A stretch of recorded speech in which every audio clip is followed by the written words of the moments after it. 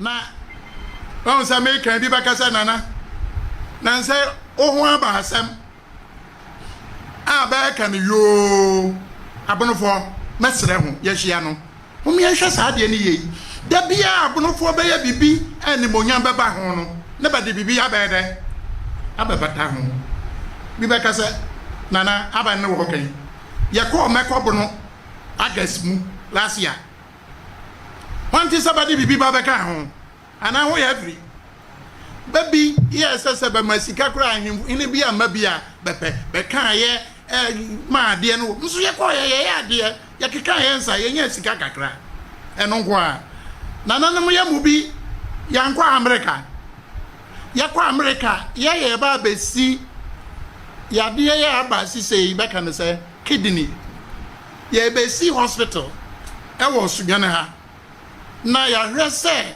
ya re na ha kankanya buno angoa afofo ka ho ya timi ayede ya pe ho ne ma de aba bebo amanfo ho bra ya besi hospital nana no dwumadie no oye papa nipa odi kan broni a okasa ye all de mfidie eni nro $5 million no be de ode beba be de obebraye bi ma $10,000 bi no be ma ye say eye kama wan hu say ye wie ye na don kwata wan te wan asem na chese de bi ye be ye bibi no be ye de na ba de bibi e propaganda na no Kofi na no wan meboam amama nya Kofi ho bae on say ho ba ko ye wan hu bibi aba e propaganda ne bayo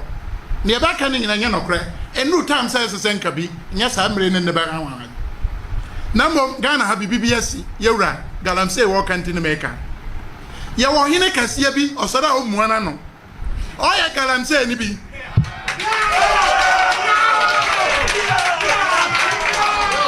o ya galamse ni bi na nam saba chininti aya na manfo no wane Ghana ha ni di ne ba de ba nkrofo betie ne ba yo na ba kanfo no adwon ba du otoso mienu na ma ni mo nya na ho de amam no na na ma kirem June 2023 company bi baba friend Bodokan Holdings okwaje finances so okoye de okoye o prospecting ayi wo gold our western region wo ba bi na okwaje ye no be musia so odomase be the man apply no be the man no nipa bi ba ye de be guma ba ye de be ye galamse sa nipa na be the man no te sam ya dwambadu anta so mienu be de amam onka ho hwe ba ye galamse na ama joy fm the probably be 4 first state ba chi nipa kro concession ye ne dia concession no me babodi ni no Bodokan no nipa ye be dia eye nana dua bonsu na otu aso Majib Rahman eye sa nipa kro ne lawyer ne ira so ka ho Julia ama agapa amani na chese ekofi ho menhye fi ho eti Sabaya sa adiana pa joy FM4 ba paja ya ningwasi ya baba ntintama minister pa ya na ode atudwa binin ba ya galamse na nka ba de adiama 2023 ba ya mu galamse adana dada onkan na ya mu bisu galamse na ya kan wasem no banka bi sana e won ya weda ewom ewo fi ho na se wo but the way ya pasa galamse enu tin da bia no be hu se sa de na opaja ba ode anim guase oba one din ne baba sacrifice na adwan badu antoso mi no na menti ya ntutuo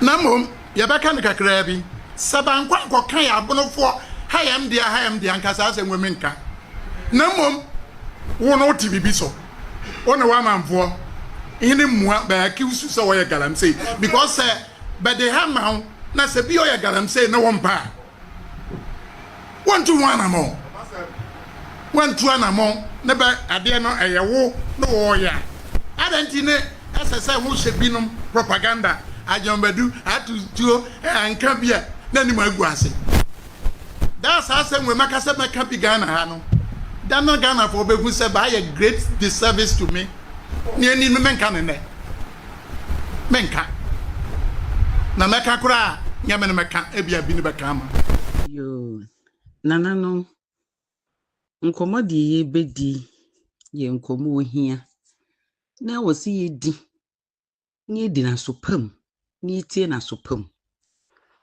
ura sendia akosu nansen ofa ya yeba ye de hie Kofi Adomah wanwani woni ya ye nana osagefo agema badu ni okeka ho ya ho nkomo ni ye di na me ni ye di akoduru de nso metima ka fa ho ni me kan wo hwa asene se de otie na nana osi ade yo agema badu na sende obekan yi wantwe yi wo hwa ya YouTube bofo sa asene se de aba no wo anhwe yi a ne nana de ahopepre ni ebia oha bi de obehye no so na obekasa se de social media wa agentere ha no nti ye ma nana bafo ko nanim ni kokasa yi se de beye ni oba na se de obeka no obeto amanfo asum wo Ghana ho ni ba hu ye mobo se nananom na ba hu Kofi Adomah titiriw mobo na amanfo ba ye na doye nso hwede nana oba ye obekan ye ya woni ya kasa de ka kire no no oba pura first of all start what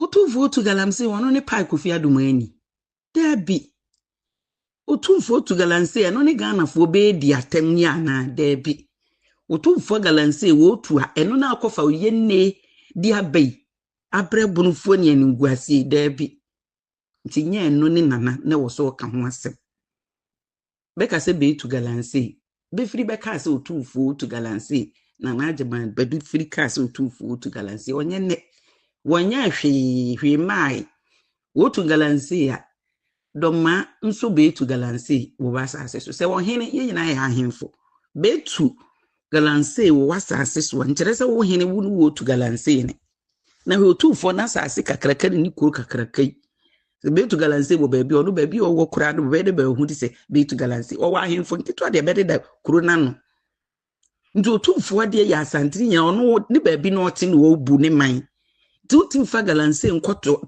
frofro no sa bri ya sen kakrakai da ho aye ka ho asem na ka se galamsey Adomah so be to galamsey wo hote se de nana so de ya kan Adomah so be to o ebonofo asase so be to galamsey wo so eno chese ya ahemfo ye ni yetu ye makwa ma na akeka sa won che nkwara no be ba kase yesu ye ni yetu galamsey no nso galamsey ni ye ni yetu betu bi wo ya asase so nya ni yetu Adomah betu bi wo ahemfie na chi wa betu galamsey ono no na agema badu ono no otu nya ono no otu nti wonya se de wo ye be mankwala be di atem bibiribe no wonya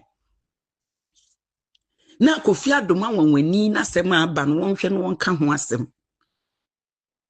won asemi na bafo bebe be no kasaye wo be wa be kan foforo kra be guye ni masepoto kam yenti awe propaganda ne benye akwada ibede ne ko Dubai be ko ye no operation be ko ye nyina ye huni ye hu bi social media so be de be kirem ne be dia ba ye nyina ya hwe ye hu sa akora ne ni ye ni ya hwe pictures ahodo de be dia kire ye nanu ye nyina ye ko ayi nase osagefo na fashe yase ye hu be wo ho Kofi Adomah no ho nkura abra nsi afiri nkam ne nana badu yesi Kofi Adomah di betwa yen ntomo otwefo mo ni pagya ntoma no man de hye ma motuom mme ne boni no wo ye nen beti en sakwara no we pra nani ye ne ya ya te ho nsem bebre nana domahene oso okọ na okọhwe no nkọhwe no be di atem be ka yonni wonfa kapre wonfa nkoy be ka ho asem be ka sentre ya wo be de wo be ka ni se oye propaganda ne benie mmie nye sa abonofo hu mie ntu ya nsumu kofa nwura nhyem Kofi Adomah ye bununi free banda ni maame ne papa nyina be free banda wo hwete chiman ne banda ye nyina ya de koro abenti na wasi ye tena ho ye manana adwuma badu oyɛ saa odi oguye nimase papa wo gubuna nimase no abona konwa ho ban nsase ye ban saa wo hwe ne kasa oka ye ni se wutie ne yie tie ne banyansafo mu wuti mu so wo pekwan wa twetwe bonofo be de ode ya afra na wo abona konwa ho ban wo guye ye nimase nsase ye makwan saa de oyɛ no wonye sese nti hei oba panyin se nko ne ho ni nkopira saa na ode beyem se ye baby free ha ekọ ne ho na okopira saa na ode beyo no ono na ne doma akonwa no na obo ho ban nya bunu ni bia hu ni hia no wo asem de wa beya akwada no kura wo ye kasa wo ye bunu ni free ha ndiko sa ho keka de ye de hwe no kura no enko ye fe na so nani wo hwa abra akora no kasa na wo de oke ko puma komo twa nsu mo de nti nyandie mbunofo pa ne ho ye nsei hwa akora ni pra na ni ye didi agoro ni bunufo ni ye nsa ni nana wo beka bi ni ka yo mra ni nyina ye ntena din tedin ni ke yen pe asundue bi ntena mu a hwede wa beka se propaganda nsere na nabafo besi akona nim biem na ne na akokasa se kasa na obekan no wa achia nti yesere no ye de o meka ni yiye ye ntima be ni ye nyina atemsa anya bunufo nyina ne ye yoye bunufo ye wa abadaye na ye wonyansa de ye didi asem ye nye ye niema saa minin de o hye akire opiepia no ma ne ye saa wonye emfa so modi anim guase na de ebre yen oba ye osika de bebubodini ye ni nso osona na sesika ye ni nse wunya na ya nanafo no ye betima agege ntoboa ye de aboa kudi no de akwa akwala no ne wo ye bi no wanti ni anya ni nyina akwa be ni nse ganafo be ni nse wa ye bi no ba se wonye bi wonfa kapre nko wonfa wani nkohwe no wo so oto won wo se dinatem o ka say propaganda obi de ba koye nani operation wo ka say propaganda oh humi enka no kore na de okono onye na nakasa no o tane we nkora ne be yesa na be de ba wani mu a wo ye ohini wadi na se se di ono ye ohini ya ne ye bone kakrakai odi tia yenya yeba bununi odi otia no ne se nka akwara no be ye ade no wa yira se no obetwa ye ne nka ofiri ko divu ampo ne be no be prasa prawe ye tinki ye nkonkwe no tinki ye beto ayampia we tinki ye beka so ye propaganda akwara no wa pra wo kuro nye ya Ghana nkran mentini ye nkonkwe no ni ye hu so ye propaganda na so onye propaganda ye nkohwe no so ye propaganda ye hu ne wo ni fonyi na otwa so wo twa gu afidie nyina so nana se oye propaganda opese be di atenti anya abunufo nyina ne ye yesa nti wo se mamamfo ne te se abunufo nye ye ne ye yesa na ne nka na adwuma wo de on nya adwene no so me asen no kora ne ye ka no wo so on nya adwene because wo se ka kira mamfo se ye nka ho nye ne ye yesa wonti megu ye nimase ni won fa nkonkwaje animunya mana kunya de wo ye na kunya kura wo gu hu fin akonya mpa fin wo yo batane wo no hye nkora nyina beso akora hye ye bedu si hina mpanifo de be chen wo nyina akora hwe beso na akora ba wo abepira piro ntise na atana ho kasa ye propaganda akora ye bunini no ye muja ye tu na agu akodia na nadema badu atia ato ye nsuna tu agu ye ma no be firi kro nga ne be kodoma ne be ko pla sa no de be ye be de ye soso no so a ye ma ne firi ha na be ko pla woni kro hu sa no de be ye be sese ye soso so nti ye be sere na bafo no ne na ame ya ba ko na ma ko kasa a kire ne biem no be tie no be ba be kan foforo abe kan foforo wa meka ne ye di a hu be ntie hu firi ho ye nti ma be medi yatem ni okọ no wonye Obi na no bia de ode ntokwa beba na oyo. When so ko Otumfour di ni kura de kan senye hu. Bi so Otumfour o mpa yakora na ni. Sesa akora na ni ni e kan wa sesa Otumfour di no ko body kan ho no. Amanfo nyina bebe ka se otan hunu no otan Otumfour. No pese odidi ni be hyem se de be ye wudi ni so be kata. Sa na bebe kan ti next bibia ni se wo ka upo Otumfour di obi am fa serious because obiara ni se otan hunu no de tane no. Eni na pai no ho asem ni ye ka eni no be pai wo doma wa fa hyase ne be pai ye nyina ye ba ho ye hu Kofi Adomah wo one kire ni boyi be frɛ ne sɛ kire ni boyi so magra habus benie onso no ho ye hu be nti nkura no bebe ya bunfo nti ne ba bebe boa ye o kire bi ye bibia be ne bebe boa ye na wo papa nani otena bi ye bibia hwane ne beba beboa ye me bi se otena bi ye bibi bun mu ha ne ye fere ye nkrofo de be wo nkan ne akwantu ne beboa ye bebeba on se si ye yesa ye hwete ye ma ato ogu ye di nanaje ma bedu achi ahwete ye ma ato ogu ade de nanaje ma bedu ye wonye kura se wankɔhwa akwada no wonye wanfafo mpo wanfrɛ mi sase akwada no ho te se wonye no wanyi kapra moa wonye ne de obeka ye ni sesi aso ye propaganda no wa se bibiara wagu ye ni mase nsese ye makwan ma ne basa nsere ho nana wani diem home ye ne nkɔ kasa ye ma nana bafo nsa nkɔ biem nana ma hu suuti nana bafo nsoro ma hu suuti wo ye nkɔ ni soro ne nkɔ kasa biem wo suuti ni jese won kwa na also konsere wada woro ma because ntisa ye ntinka se ye nkɔ ye tenase manase egu ye nim asesa abim nti sere humi ye nkɔ ne ne nkɔ kasa no wontie de ye ka no wontie na sopam no meka asem papa nyansa wom fankyere omanfo na asem de obeka ye ne de wote se de wasoma ahenkwa no akɔ ka asem de akyere mpanyimfo aba biara nim okoye no no na mpanyimfo ho animu a toilet de no akɔ toto nsem ato aguo nti yesere ho yemfa ntutu ye nti sa abunufo atam de odi yen ye abunufo ye abada ye nye nipa boni ni sa ye nti nku ye ba Kofi Adomah ye ba ye nti nku no nye ye ne yoye doma ne yoye na naje ma bedu ne yoye o so hwe ho asem no kan yi na ba se ye mmerɛ mu sika se mu na abunufo nyina ye moa ya aboa nti ye wo so san ho san ko no ho ne ko kan yi nti sa ye nye ho firim no on kan asem o gina simpie so no kan asem ma on kasa abunufo on kan se domafo won kasa abunufo no nka na konwa nisa domafo kura nipa wum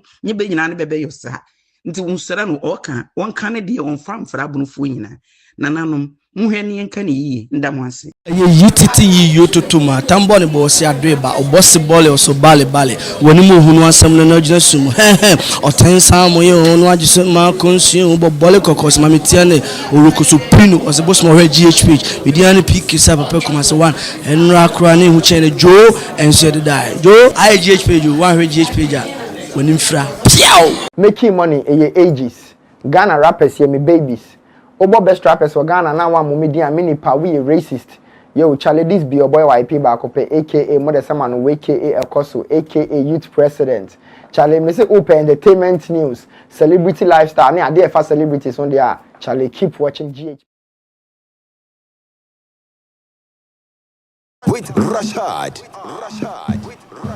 Rush Hour on GhPage TV. We a Rush Hour. Ausafo yema obibia kwa baba GhPage TV. Me jirisa domne ahwe nti obibia ehoye. Abuza me hoye. Me hoye. Oba de na hwe eti me hoye. Kwaku Supremo. Ena wasem de me buo mame. Supremo wo boya. Ena wasem de me buo mame. Aden. Kwaku wasem de buo mame. Supremo den esi. Monday. Yes. Monday. Yes. Me ka yebe pon na me ka chem se. Yes. Ensem ha me kroma. Nsem de ha. Ensem ha me. Nsem ha Supremo nsem ha. Abun phone no enye kro. You can so be a bununia. There is nothing like a bunoni any crowbar. Okay. Can want some croma. That can say a humming. Yeah. Now I'm hoping say Wednesday bit my can Sure. Wednesday nuru. Yes. Obi. Say how obi so so. Hanko. Ah, ni pa na ha no so ni papa nyimu ni patitiri. O hema mu a. O so ha no. O de ni chechire mu aba. Wa go video ya me boy me wo 2 videos. Yes. First video Yura Ajiman Badu. Yes. Osajefo. Yes. Domahene. Yes. Kwaku take note. Domahene. Nana Ajiman Badu oye Domahene. Onye bono hene. Onye bono hene. Kwaku fe no tutim.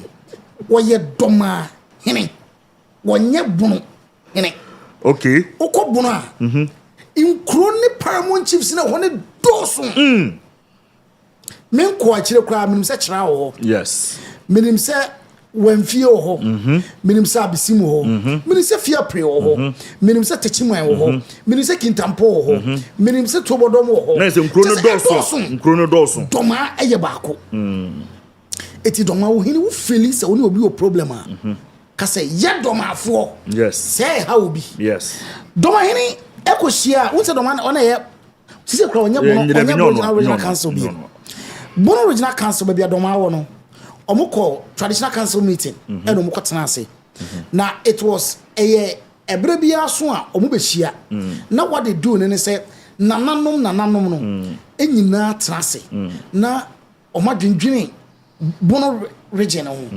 eti paramount chief efria no de nsem ha no be kan wasem enye ho ene settle personal scores okay enye ho ena woni obi wo problem akọ kirekirim okay unless of course nipa ne ewo traditional council ho yes ena ade beto traditional council mo de beto manim say yes oh wan fie hene waya ade anya me de na maka sampa hene wanya ade na maka but if it goes beyond that any kwanso wo de ba ho that is how it sits okay but unfortunately no do my hene use that regional meeting no and they settle on the personal scores okay or addressing them yes first one I address here now was say emre pam no din chichim pa beba no ye bra panyi Kofi Adomah wonwani Kofi Adomah yenim say yin say breku no free sure na yenim say why they what they wotena ya no starting media ho and opportunity ne ba no ba kumase eno ko wi adom eno waba angel angel obekọ angel adom obekọ angel one no starting Kofi TV ena abeji din bebie 1 minute radio what be a lot of platforms Kofi Adomah bo nipa bebre especially when it comes to anything traditional we Kofi free menye every traditional event be able Kofi Adomah yes doma ayimfie ena doma hene esere o ye program kwaku I repeat it again enye bono festival ni ye eye doma ena eye ne 20th anniversary or something 25th anniversary it's a doma hene ena eye enye bono hene enye bono afache dabi enye bono afache eye doma ena Kofi mo invite no ena obeye program oba ye no kwaku dia akosi ne se yakoto ni tuo e wo the program ase Kofi ebre sese na ni baako affected ko second one why surgery 7 did next week and this week omukwa ko 8-1 I'm very surprised as Akuni has said so empanfo bebre aba friend abehwe no but nipa na wo go ni program nipa no invite na man ba the programs no wo twanabo sure e ha Kofi sure aye ne ya ma na timi aka se owiye mpa anko ope sure and no force na do ma hene wai because what tie Jonas what's your Henry David? Yes. What's your cracket way of an example? Chili Jonas apprentice. I get one. What's your no? It's Adentina. That means what's social media audio? Yeah. What's was a set at Rada? It's you said the echoes we won't see. Obviously, what it? Brabekasa. And Ananaso Babekasa. Kwakuna number Kasaya, Nas walking in and say, Sabono for your program, and I'm for so many bit baton. Yes. Na saboba kaya nananom bonofo me ko US me ko pay raise funds aba dialysis center ba me ba ye no enam say ye bunu ni ntino mo de bibi be tale ho and let's explain it enye bonofo ena ba be si dialysis no eye doma hene ena ko hia domafo e wo US so ko raise funds yes e de ba be si dialysis yes enye bonofo eye doma oso obaye no obi de bi bata ho de to so tu bono festival and let's explain enye bono festival eye doma festival oso ye wie na ye fefe nipa be hu nipa be hwe ye be ko bono den ye wie ye no almost Kofi Adomah bia na ye propaganda no kure bia nim hwentu Kofi oh say Kofi twantora kire ye hwenye no na mom panyini bi okroma okaya bo street se manhia oyo hine panyini okroma oye galamsey yes na galamsey na waye no onim se bebu ni din no ena che se woni Kofi ahyehe ho se Kofi emumu mra bonten na o meka se bibia se ato no se na be ye nipa adwene ebe free so na o chechirem se bodukwan holdings yes bodukwan holdings yeah kwa kuma ye chirem kakra na ebebre ente se de esitie kwa ku de ko ba ye ni on in February atwam ye February 14 February yes ena ye minerals commission event say ye Minister of Lands and Natural Resources imora ama Kofi Bua ekosra eyopem so yes to koy no pem so be ka chem say asemu ekura mamenka wo haidie mamenka ehame mamenka encheye a few years ago I see watwamuko former chief executive minerals commission me ko no emne kasa say ka yepe prospective concession yes ye person we be develop it into any mining company because I want to do any Ashanti Gold say near Ghana there South Africa o hwe the war sunyekwan we for Newmont and also I think say US US for the it's no senka yenya bibisa na ya hwe say betima develop it into proper na ya hwe say betima ye bibisa na say we dey nim say idea yes okoye no so ayisitie and was so well ya wo mo mbedi animu eti wo mo ba ya tie wo mo ayisitie na o man no about land no the man no say ka football pitch about 250 yeah esopa and also o mo nyere o mo prospective na say e hoya ideal so metima build that factory no that mine concession wo ho yes na aboa o man Ghana ni nyina kwako say omuko biye no nipa no me director of bodukwan no eye 3 ye fra bako eye Mujib yes ana ye fra eye bako we nana duabonsu ofrimanhia on co-director on so co-director na kwako bodukwan no omo ye adwuma dada yes omo na ye multi fruit processing factory wo enkranza say yes eye omo ade omo na ye ana Lady Julia Amajapa on so director yes omo miensa na dan mu a omo pese omo ye no munya consignment no omo ye den omo ye concession kwakwe da mo mawie omo guso analyze ke kom ne mabo so say ye nyoman crack aso ansa ne akọ hey football pitch makuma 250 pitch ne so ena omo say o so no wanyante ono opem so no kwa bia land ne da no onim because enyo on ka directors no yeah ena directors no ebe watete ntete ye say matesi ye so mutu galanse o land na ye dia ma ye say yenko ye nyo ho adwuma no amanfo didi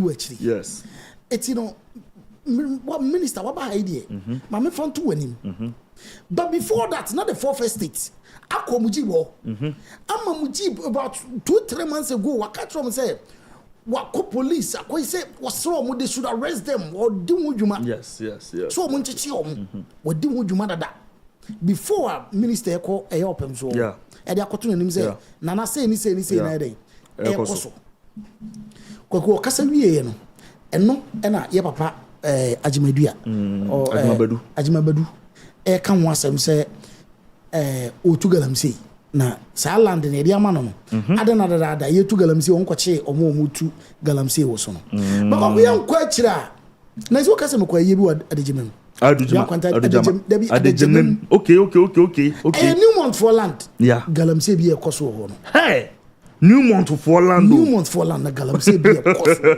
Newmont land asem na okay videos ni twa bi me manager na koy Newmont for land galamsey bi e koso ho no wow ya no de betwa mu keke sansensem we na yewra ajimabadu ede to yeso kase opem so ameka etu o meka na fe na o kan de e kire se wo tu galamsey eti on person ni mbegu ase no e no se Kofi Adomah nhyɛ da mfa plaster ntale nani na o meka se ai ono What necessary attention be born no so. Oh. Sa no person. Onu akire mu ye. And no say this so say onu na nkasa no. Ghana for kra mu mani abre kasa bebre na na jima bedu me kasa na jima bedu me kasa no. Wan na hu say me tutu da. Okay. Abra for me nka ho. Me tutu. Eti ade na obi atutu am nko hwe de otutu no. Na me de me nyen.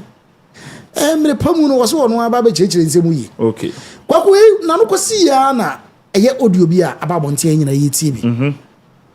Now I were free according to reports almost were touching him was sap him for nebi but we don't know yet say confirmed say a touching my potia and audio what the two omu a man in a kum said dear cosono at the Mguasia Brebuno now. Yes, a panino trefi must be a phone. Ye panino trefi or young crying and car. Ye would not carry for ye remember do the oil in Traye a month for a casado on Tetaniamaso. Because according to Mammy, Ajman Badu, a year ye radoma henny or Casabia ya bonofor, ye bonofor, and a bonofor, and a mammy Jim say. Abunofoɔ ni asantefoɔ ni problem. Okay. Enti sɛ on doma nene asantefoɔ nya problem a ɔkasa wɔn kasa yɛ domafoɔ a domafoɔ on yesa wɔtwe bibia ba behyem ama obi tenkyɛn ɔbɛgye sɛ na domafoɔ abunofoɔ de mu ni asantefoɔ nya problem da bɛn but bibia sɛ ni hɔ etu ɔmo srɛ no empanyinfoɔ ne nkasa ɔyusu the right words doma ye domafo only so that west na wonya ye abonofo no because I hadwen hwe be afia pre hwe bre kum de omuni Otumfour ene manhia na santifo ni problem yes it say wo ka say ye abonofo a bre kum ka ho ana sampa ni problem o ka ho ana na nsi opem so be sena ko bre kum oduru tichima e wo si ye Kofi eti techima for ni wo problem ana fear pray for ni wo problem ana abisim for ni wo problem ana esa na wo ke kama na ye baby a ekono enkoye eti ono so de to abontin say na nam to rebo nemmom Kofi Adomah asem na aba say akora na ba wo ba wo program wo invite him say wo invite him po na wo ba na wo pra and it's nothing can say propaganda. Na obi na share the plaster talent ni. Okay. Ye nyina ti Ghana ye hu de ye koso ni bi. Abrante ni pra, abrante ni bre. De wo ye yi. Omo free bono. De na che say ye program no mo invite na. Omo bi ama. O site say Maghreb official. Yeah. Edru de ye dia. Trafo omo ni otu mention ye problem. Yeah. But wo ye bono be do bi no. Try ye program na Maghreb. Ye person ka ode ko wiase mai Maghreb se memma ono ani die mu nso so be kasa wo ma ebedu ba bi ne ye o Kofi TV nanka festival yi obekasa wo ma eti wonyan se o hwete ye ma no because ebedu ba bi be hia ye ma no unrestricted complain to doma na wo ma abonofo enwene yo eti kwagu Supremo dia beta bonte no no Supremo we dey also no musu what check really atramo nti Supremo we dey Bobby bonaguna na Supremo ye mun so say o kan ya cauliflower page say what's me gas on show o say me tie o say you burn your studios if you don't stop fooling over there we mun so Supremo won boy or more than there. Okay. So Supremo bisa sa more than there ni mami remwe. Na mentase. No, you see that is where the problem is. I don't want can asem no there esitie na. Ye ka won asem ne ye. Kofi Adomah we pra. Ye papa se won tutuo. Okay. Ni la so yes ba yaka. Ya bo video. Audio no wan tie bia na. O ka no Facebook no so. O ka no Facebook o. Very well. Supremo, Edika. But Supremo onim. Kwagu mi tie. Yewura Adomah hene. Said the kind na it's about time say I was say Yewura. Facha me say bia man kan ya Supremo. Yeah. One act say penia wo deni padoma no aduane ni de hye preko pa agenti atua na no. Wo se wo hwe tene man nyoma asumdwie bo man. Yes, ana wo so ye. Bibia o ye bia science ni nyina wo ho e kire say enye Ghana pa na Supremo eni bia kwa animu ye ni ate ya dodon yen ho efa yen ho se nuanom yetime kwa anwona kwa ware kwa bunu kwa ware ye ko siremu ni na edi nkomo ba asante be ware na ye form football team a obon se we free anwona we free siremu we free kudu sufre he salu sufre he jiku free he omo na ka bo na enya gan ana yama na ye fe ye de ye yi ministers yi ye bi free asante ni ye bi free ha ni ye bi free ha ni aka bom ni ye ma ya anka ye wura de oka keke ko be meja toman se enya already yana ni enya ya ni ate ho ase ya yes kabom ya already no ye kabom fwa yes and bia ba you say obi de ne ba e free bono abesia ko school o Cape Coast o fro chire mfa ho ne ba ne be ko be ba wanya namfonom wo ho build network wo ho because e dey yes ko school no nya classmate nemre ye shi ba ko mu yan say na okra wo free he ma manage wo be na wo free he me kra mti church what you say ye no ma konanim enye say yate ye ho ase du sa level na papa yi do ye nko ma eja tomanim supremo na ye no an say na ame wa kire mu ye Kofi ni nyini mu nyina ne nani bie nyina brekum ma ya ma me hu so ye bandani ba brekum de ye nyina nim say me so me hu ne say e ya hoya se sa ne nso be kana me so hu ne say ya hoya ade ntina me say ya hoya enya hoya me nim say brekum na no ye nyina ye nim say ye me krum asokofo ana ye wura e ma om kokotena brekum yes say wonu mo nkonkoshe no wonu mo ntena ho wonu mo nkotena brekum no won hwe ho na senka bibi kura free side ho ba ntokwa bi free ho ba asem bi free ho ba ne nana no ma waso mo afri asokore abeti akotena brekum no mo aso ano na ko mo tubofo ama na ba ba bo ama ne na mo nso timi de dom akwa bo mo ahwe ama bibi aye kama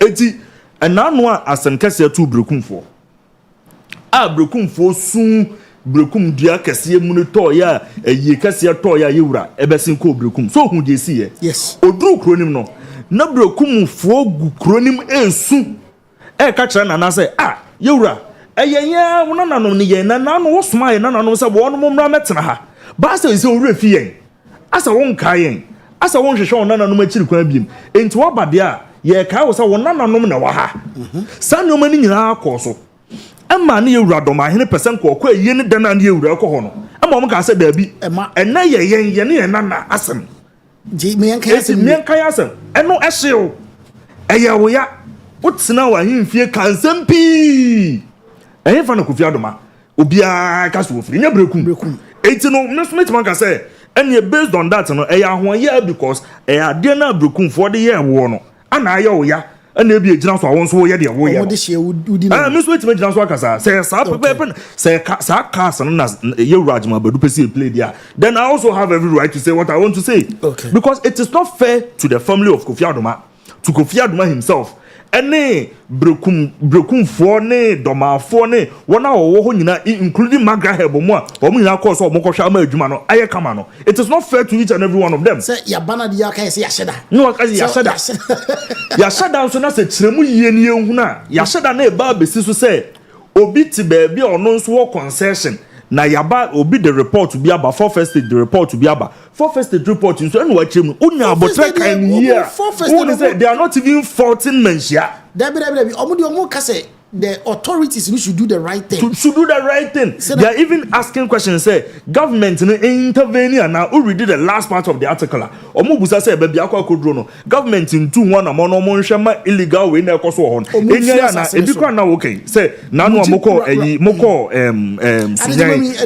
new month for concession new month so for the guide wo and na no obuase enyo omo concession ase na nkofo ko wura ya ekofa tuto ne ade entinke ti kroma yi ana ewura holding ne say budukwan holding e ka say yema melody ene omo ana omo ka ho nanam omo ka say okay concession is concession it's em kofa nkofo ni fa nkogu so ni mbo bi atu a anka nanke bo menhye din kenwie ke be ka say omo kokum nipa and mind you, I found some concession. Was sexual side over. Yes, Western region. Until Quebec, so through Chrome, about Chrome, as about the Kumko. Naniansem, Minister Ababesrano, on one and another Babesrano, they two and him say, Nano, you see, Adama, dear see you, na mo, we didn't know more yammy because there's some Kofu was as and so more year. Many problem. It's not a yet then I would be a non, but meaning that once one person will be addressing the issue, the actual issue. It's no person watching Kofu and now Mumbai propaganda. Nay, you need your propaganda. Or him also said Domazo's year too. Supreme about it's on record. Ya, send a minute. Said Kadev beat me quickly. It's on record. Oka say, Domabe beyond the video extensively. Or say, Domabe, no baby, no, I hear two galam say, or no two galam say, Ebo Bahim for this and two galam say. It's on record. They said the original minister stood in front of him to tell him, say, Galam say, Koso. Omutu. Doma, the original minister stood right in front of him and told him, say, Galam say, Koso. Ghana say, infant Galam say, Koso. Even northern part of the country, Galam say, Koso. Exactly. Wow, exactly. It's just now. Open tea. The number is a sabi. What they are we holy. Menka say you Doma hini etubiu. But on my narration, on my exactly. And how is this even possible? Supremo. To the extent say, okay, Kofi Adomah won some no. Who be break out? But in some now work and you now be can no do a won conform mo be come out. Look at this. Edian Kofa and Kofa no musi mutua plenty kitima o muso mo banko no. Afere omuhudi omo. Ase so omuhudi omo nka no. And asem Kofa be. Oh, so we are not being fair to the family. Ade na ekoso ni nyina no. Sebe, o kanu an kan yi a ye beka say ye krom ha ya antete esa emfa ni die mampanimfo ye tete ye say asem ba na say akura asem ne mfa ho amenka bi. But ade achi ade esa ni nyina no. Na say mpanimfo bi nso hyehyehye ekire ba bi pese ase ye kika nsem gumwa ne mamrante ne mabawa nkokoye ade ni so mo ye. This is so not fair, Supremo. Entwaye. Supremo ade we nya ade a wose so. But I'm not for complain back on they say it looks like we hijack the Bono traditional council. And now say a bar some cry. They said even the discussion has nothing to do with any other person. Or the pen cross. I said what they concern here the normal Martin. Or don't want what teaching will be so man see. And everybody. You know, everybody. I just say, Benim say a power struggle bill. Say a year. Call for Obienwa or Quaquajas as Obieno Assassin Yachevi. Assassin no much heavy. Yachevi. And a recognition by so now because I started for Frono on my history. If I was assassin and Kofi appreciate the fact to say you know yes I said who really wide who trend your my but the big on a bro so yes I appreciation now here free ni pound who nyas appreciation me na kwa me consent pa de o hima no me what's Monday me kan you yes say e no hia yes sir ya bonofo even if you are saying anything a wasam cry just say unwa ma na be say there is a competition and there is a problem between Bono and Asante. And there is nothing like that. There is absolutely nothing like that. No competition at all. One on Baha Bidija, Yako Dija. And you touch my near Faba, you KJT, your mother bia, Central Market, you want mother bia. One moon into more hang conquering the bia. What I say? And your son, your mother, when you're time now, no Supremo. Nina can one the football and some buy, you know. Yes. And names what Trema for as a born of Mubium because Omnu said, yeah, Ombichemu Akosamates. Ombichemu Akonkran. One Baba say, Ababobo, Babayara, or Baba say, Ako Dr. Chester, you Makobo, Ombichem. Oh, San your meaning now. So I catch you on the catch us on you say, oh, and he's not being fair. To Otumfour akan because he feels to say you raka say encho obema fear pre eso meanwhile me share video bi enne ananra fear pre hene okay no vice chancellor me kind of papa na ni abre say obaye no de o free or done in sabunkum so no ba be etena so man no na wa start ya na mo bi ana no so baye no so ba be ginchechemu no ba start say ono no yedini se akunya so no wan so ya nkyero hini bia eno ane ne manfo no so ankyere enti no omuma ne hu ni gina bre se ono o gina sen anu ono mama na hunu krata say ono ma twra kwa through the previous ohene no se omo de omo ho Omo no fear prefo no. Omo di omo ho, omo nso ankyere obia. Enti se yenso ankyere obia dia, ene me ba manhia. Me pesa ho na me be so ankyere. O se membre. Afedi umuni yakum. Enti me oh you see, I don't know me pesa be tia se. Se me so ankyere. Me man hene a. Na sa no wana ye yi. Because they say we your mind. Yeah. Ono so be your mind. And how na say you obi mind no. No. I don't know. And to post so when you see. Hard dream, Koku. To be honest, hard dream. The okeka kono. Me ha me. Sa me ya bonofo no. Onyaika. Onya ya bonofo. Enyo wonu mu nyina na. Abonofobia ne ene abonofobia ne asantefo ni problem. To wonu mba school ha de bia. Yete ye ko school ho de bia. Ebe kakra na anhwe yi a Okan na akwa no wofa ase bi so what you say na ye kan no na akwa ye ibi na fe abonofo ne asantefo ni problem wo kan wasema na me do man hene ka do man yusu do man na jai bono no ana je na chese de wo ye do man ko do man afo nyina ni je ho no enyo mu nyano manager ho enyo mu nyano manager ho supreme enye empanyimfo ne nkasa yeah omo ne nkasa we did nothing studio how honestly David nothing else to do how as what you want there be a hand what on chef you right remember do yes ro tetene ma so too much that no me so boni di no mente so boni da that be o sa na yo supreme sa antokwa wi ya papa de bia da o kedi pa ono so ba no abeka na asem na okọ omodin ase unse ensam na o menhia na do so so mo wodi do so high court judge you should know better. No. Kwaku, you should know better. What's the minister Ben Edrusi and Adjuma Eden pa? Minister of Chieftain. Ono the debut. It's not campus former Asu-B na go nyere. Debut. They say one. Minister of Chieftain. Leloba. Na ono nyere. Say. Kwaku nyere. Omo madwuma fu on fashionable enkoyin ayi minister of chieftaincy and never there sa position mo chanke ni bi na campaign edio kwakunya edio wo yire kwa asam de bakese a do as president afro na minister o yede kana na dia dun de yise me ma obam debi debi dika kokodi ko wansa sa post dia la o ye sports minister la wo kapa gobi Debi say Debi 2026 World Cup no o responsible minister unkomi utifie no ofuzi opanyina afro goi na o ya eba ofuzi apele le okatachi a goi na mo kore so over me wo yo over Kofi what did you so domane you know Kofi wanu frim wo yire wora yire afro Kofi enkura ni susa o Kofi enkura ni susa dwene ho wo president na say doma ni aye any day cuz we let's give it time ajuba bi ni ho let's give time some time let's give kim paluta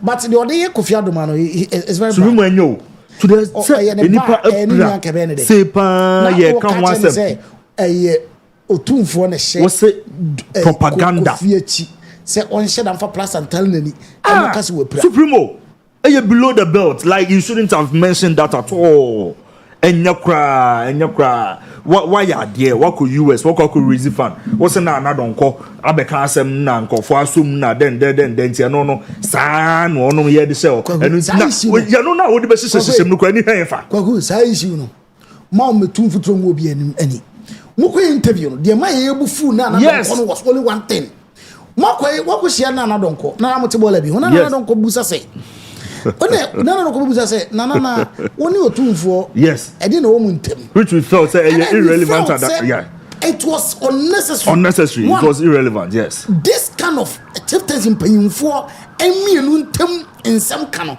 as like mediate between them yes na donko mu ha yes that yes ni mu have say on e ba be mediate between ahimfo panyimfo mienu ye tie nyina mu ha for that yes sa we no ye wo titire panyimfo a omo na ka biye wom tada kra kra ye ho tie tie am yeah ye wo titire fo a they can mediate or they can mediate between these two people and you see the issue no kofa ba he no na nye Secondly, what can some body can say mini can say what was so crazy fun?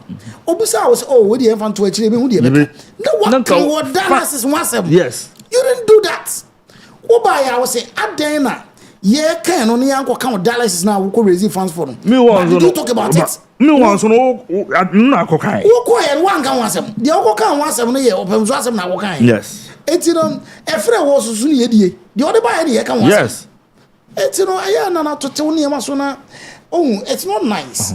Don't I hear when Munyam for where Nipa say ban traditionally.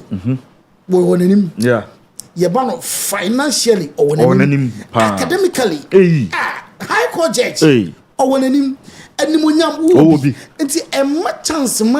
Social media most of them crabby crackers. I am a but yes, as a same acquire now will be a rumby. What my quine? It will be a borumbi. It's a borumbi. Nana, Tetin Sembis, yes, so. I'm ready to know and I can go for never come out. Meaning social media for never come out. To Chinian Mosso. I'm never about to come out. Tell and say, said the oil said the oil in it. Just look at this. Julian and Scrabber catcher said the oil. And yet, because I drew baby as to be a yapa. Said the doma be a yapa. Where you find said, Kofi, why am I being us when it's him?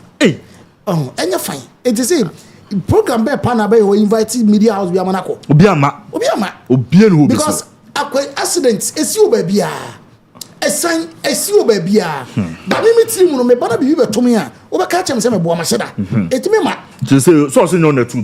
What's on to so we and it's also established on my police case. On my police case. I said, no, I think zero quote him. On quite a police case. Yes, it's the same now. What's about the mask into the moon. I was almost almost say on me on the two on the when you need oh yes. Means we need Pacron Swama and now say any panel. But I say, why nyadi? Nana, a chance man may be any basasa. And your supreme in Chay, social media and sense seminal. A relative, I don't know, social media and a relative. But Obia Minina social media relative be an in shall so for. Yes. Obia social media are very into skating. Yes. We have been on social media as far back as 2015. And I actively say started Juma. Started 20 Facebook 2007. We were there. But I can't see it taking actively somewhere 2014, 2015. Yeah, that's why. Yes. It is because we are not intoxicated by the powers that it gives you. Yes. Woman who wrote to him say, wow. Yes. Yes. Nana. Yes, you move my on a social media and why? A baboa. What are my supremo? Yampem. I was on a common man, Name Kamusako, and one day program you are production you are. Fantastic. Minimum so Fantastic production. Quabu Yan Kabi shame. Yan Kabi to a grenade on Monday. No, your program now, any Abrewano. Yeah.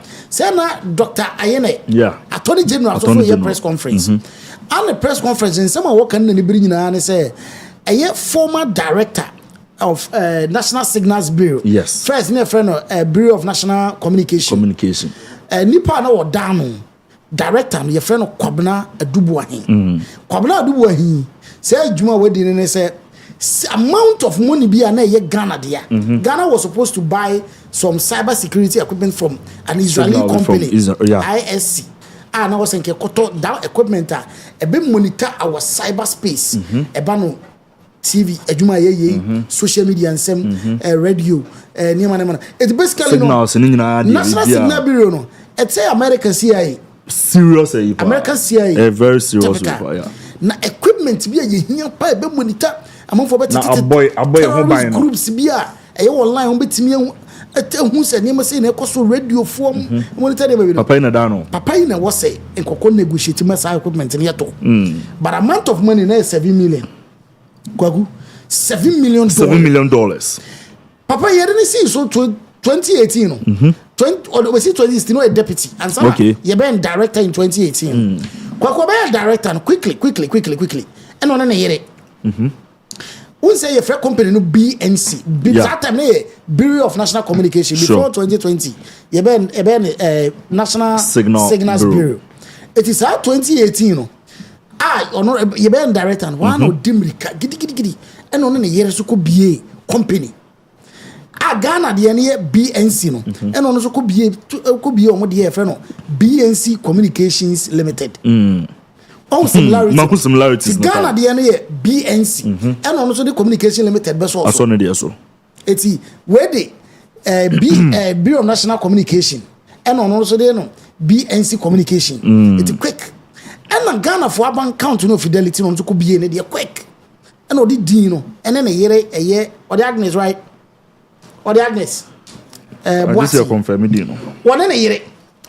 Mrs. Ajenim.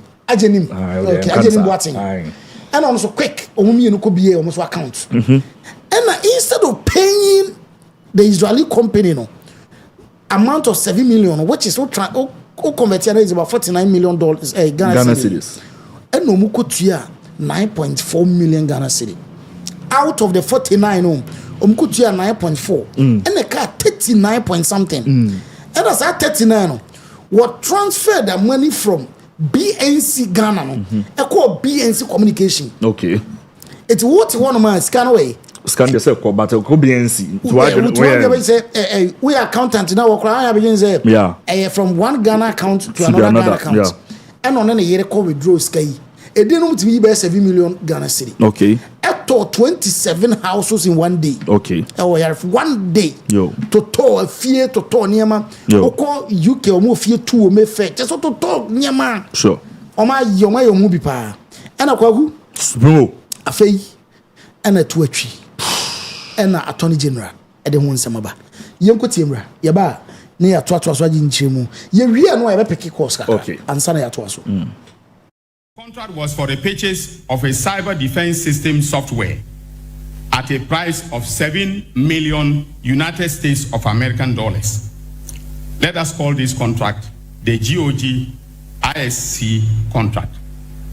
On February 6, 2020, Mr. Dubois then transferred an initial amount of 27,100,000 Ghana cedis, that is from the National BNC's operations account at Fidelity Bank to the private BNC account at UMB. Official documentation on the transfer revealed that the amount was for the payment of cyber defense system software, which the National BNC was buying from ISC Holdings in Israel. Mr. Dubois, in effect, transferred the money from the National BNC to his private company, the private BNC. A review of the transactions on the bank accounts reveals that once the funds from the National BNC landed in the account of his private BNC at UMB Bank, Mr. Dubois caused his private BNC to transfer an amount of 9,537,520 Ghana cedis to ISC Holdings in Israel. By the exchange rate at the time, this amount was the Ghana cedi equivalent of 1,750,000 United States of American dollars.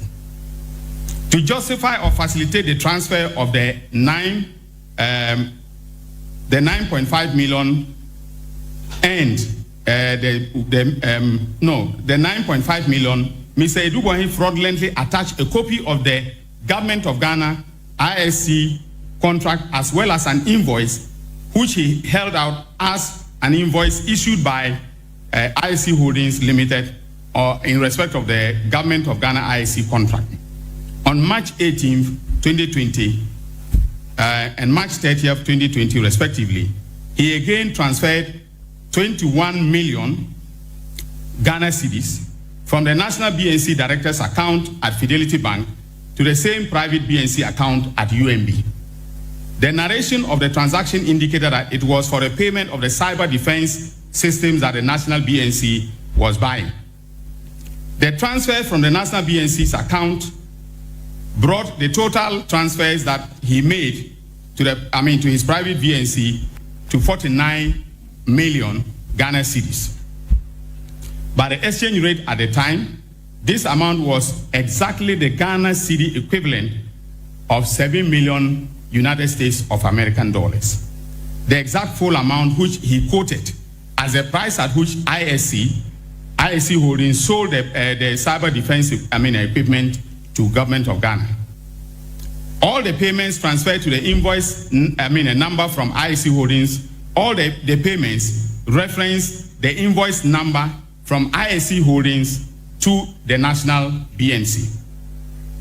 Importantly, after the initial transfer of the 9.5 million Ghana cedis, which was the equivalent of 1.750 United States of American dollars from the private BNC to ISC Holdings, no further payments were made to ISC Holdings.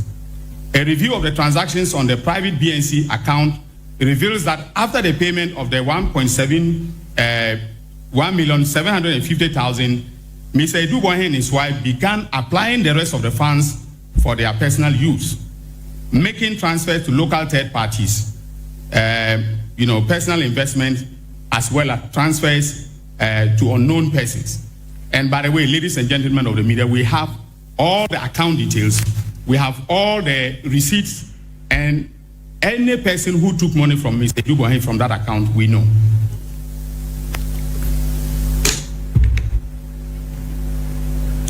Now,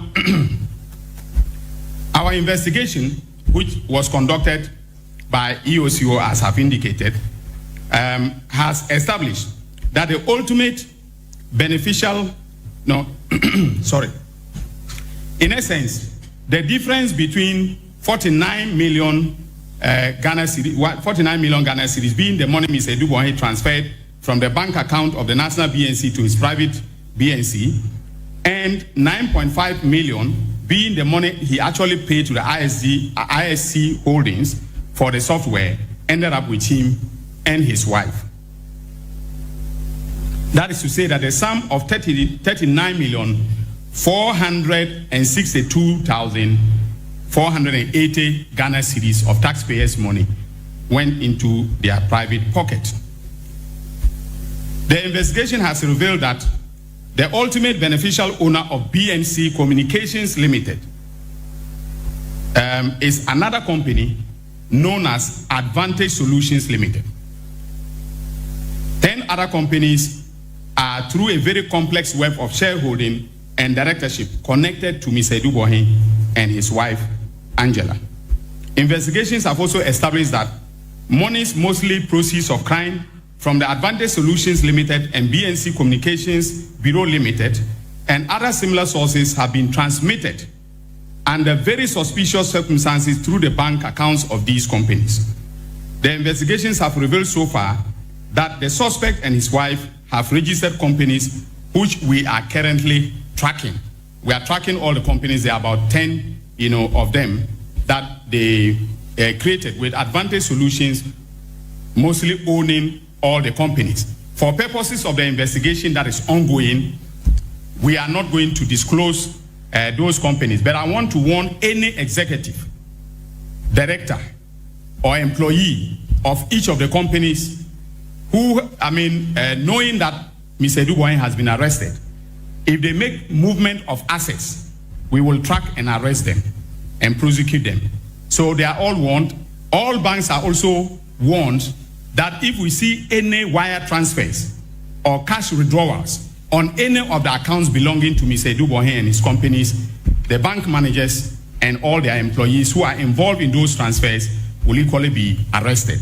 After this press conference, no activity, and we are monitoring all their bank accounts from the Financial Intelligence Center. With the press of a button, we can see the movement of money, on any of the accounts. So we are monitoring that very, very closely. We know, for instance, that the 3 banks that they have been dealing with, in substantial financial transactions are UMB, Fidelity Bank, and Stanbic Bank. So we are monitoring them keenly. And the managers of this bank, if they are listening to me, should be careful about what they do on any account connected to Mr. Adomah and his wife and their companies. The investigations also established that the proceeds from the suspect's activities were used to buy significant landed properties. and other assets of considerable value both in Ghana and elsewhere. Now, ladies and gentlemen of the press, my fellow countrymen and women, I want to give you a sample of what we have discovered so far. We have tracked most of the assets.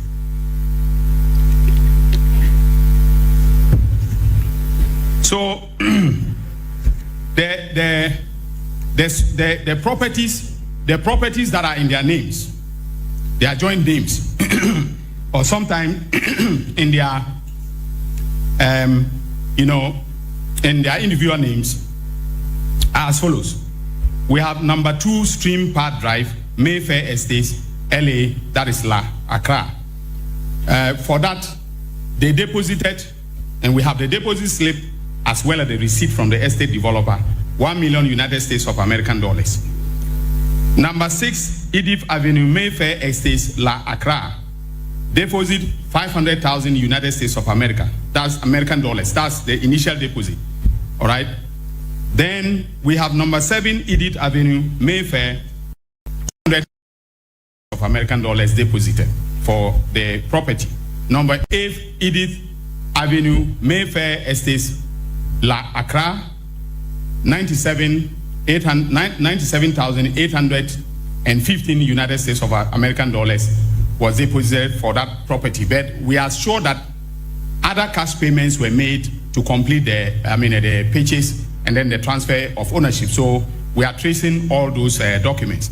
Number 9, Edith Avenue, Mayfair Estate, 270,000 United States of American dollars deposited, initial deposit for the purchase. Number 10, Edith Avenue, Mayfair Estates, Accra, 150,000 United States of American dollars deposited. Now he also owns a company known as Vertex Properties. Vertex Properties, and we've traced the proceeds of crime to Vertex Properties also. They have Vertex Properties owns 27 houses located at Oyarifa. Each house costs, an estimated cost of 295,000 United States of American dollars.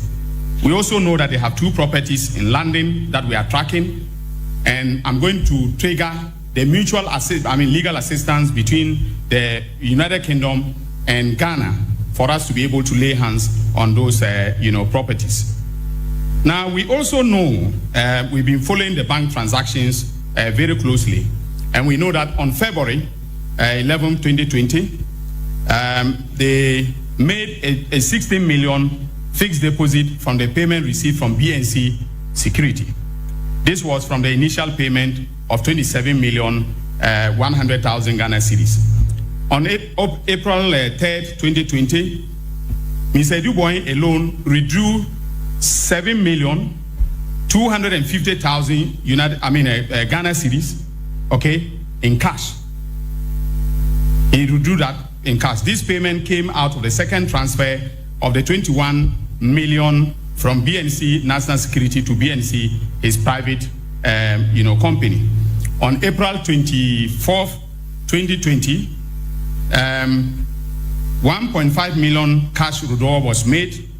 On the same day, he made payments to a real estate company to the tune of 1,566,000. So you see the coincidence, okay, of the transactions that were taking place.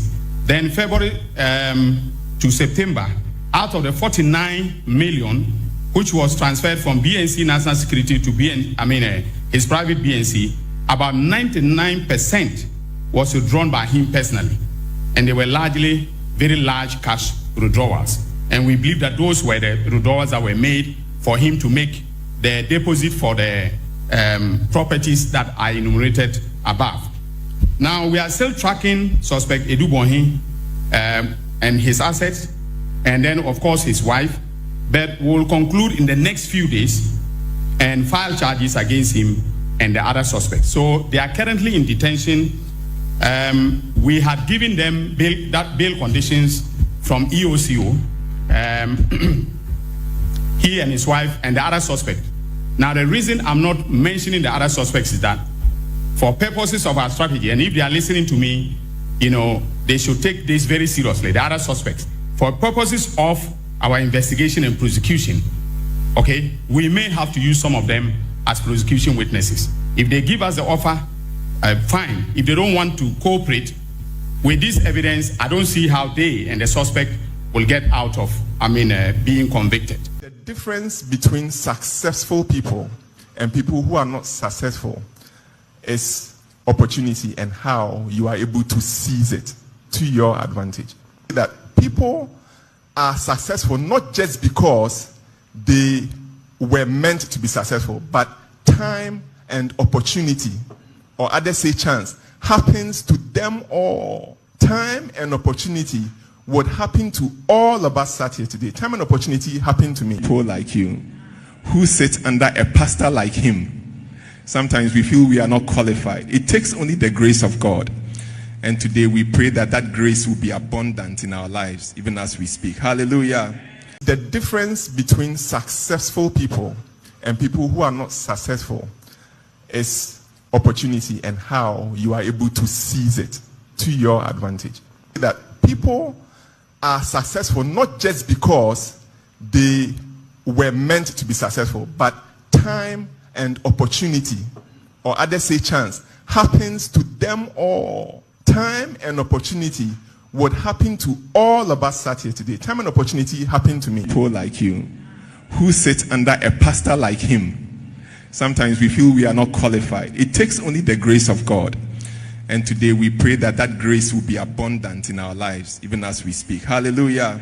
The difference between successful people and people who are not successful is opportunity and how you are able to seize it to your advantage. That people are successful not just because they were meant to be successful, but time and opportunity, or others say chance, happens to them all. Time and opportunity would happen to all of us sat here today. Time and opportunity happened to me. People like you who sit under a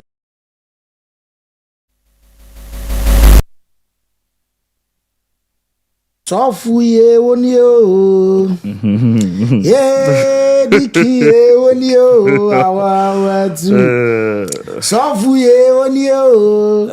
Yeah, dikiye onio. Awa tu.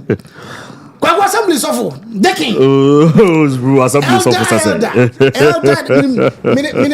Madam Fubia wogu asori be 3. Okwa no man elder. Within 3 months no wogu no. Bien way sofu eldamua na form onye easy one na yire juma akodi no according to Dr. Yene no 39 million Ghana cedi na me kai wo say 1 million Ghana cedi be currency 10 billion eno de enkai yenim say sense kana che but enkai kai ho one ye the big do my say yes ye the big kai ho yes ye the big kai o say dey ba ku bi be fam dey kai ho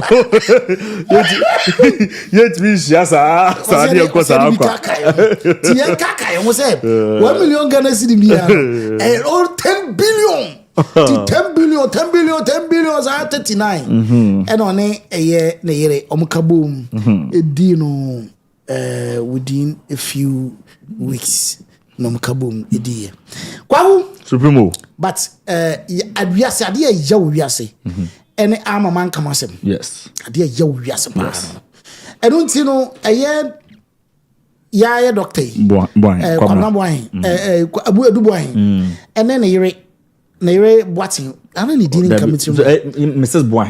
Boahin omumienu omo lawyer tachia or the statement about bonten kwaku ni kasa mu nyina no say the doctor yi na be ye no enyemra mu kitikiti kra say because according to omo no according Dr. Yine I say one a minister of justice honorable was say apart from the fact that we are lawyer no or teaching law. He's supposed to know better.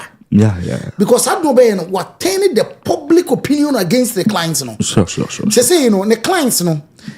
You are criticizing say kwa tia no ye doctor when you obi ehun say na yere ko discuss omu niska. And na one change in church mu.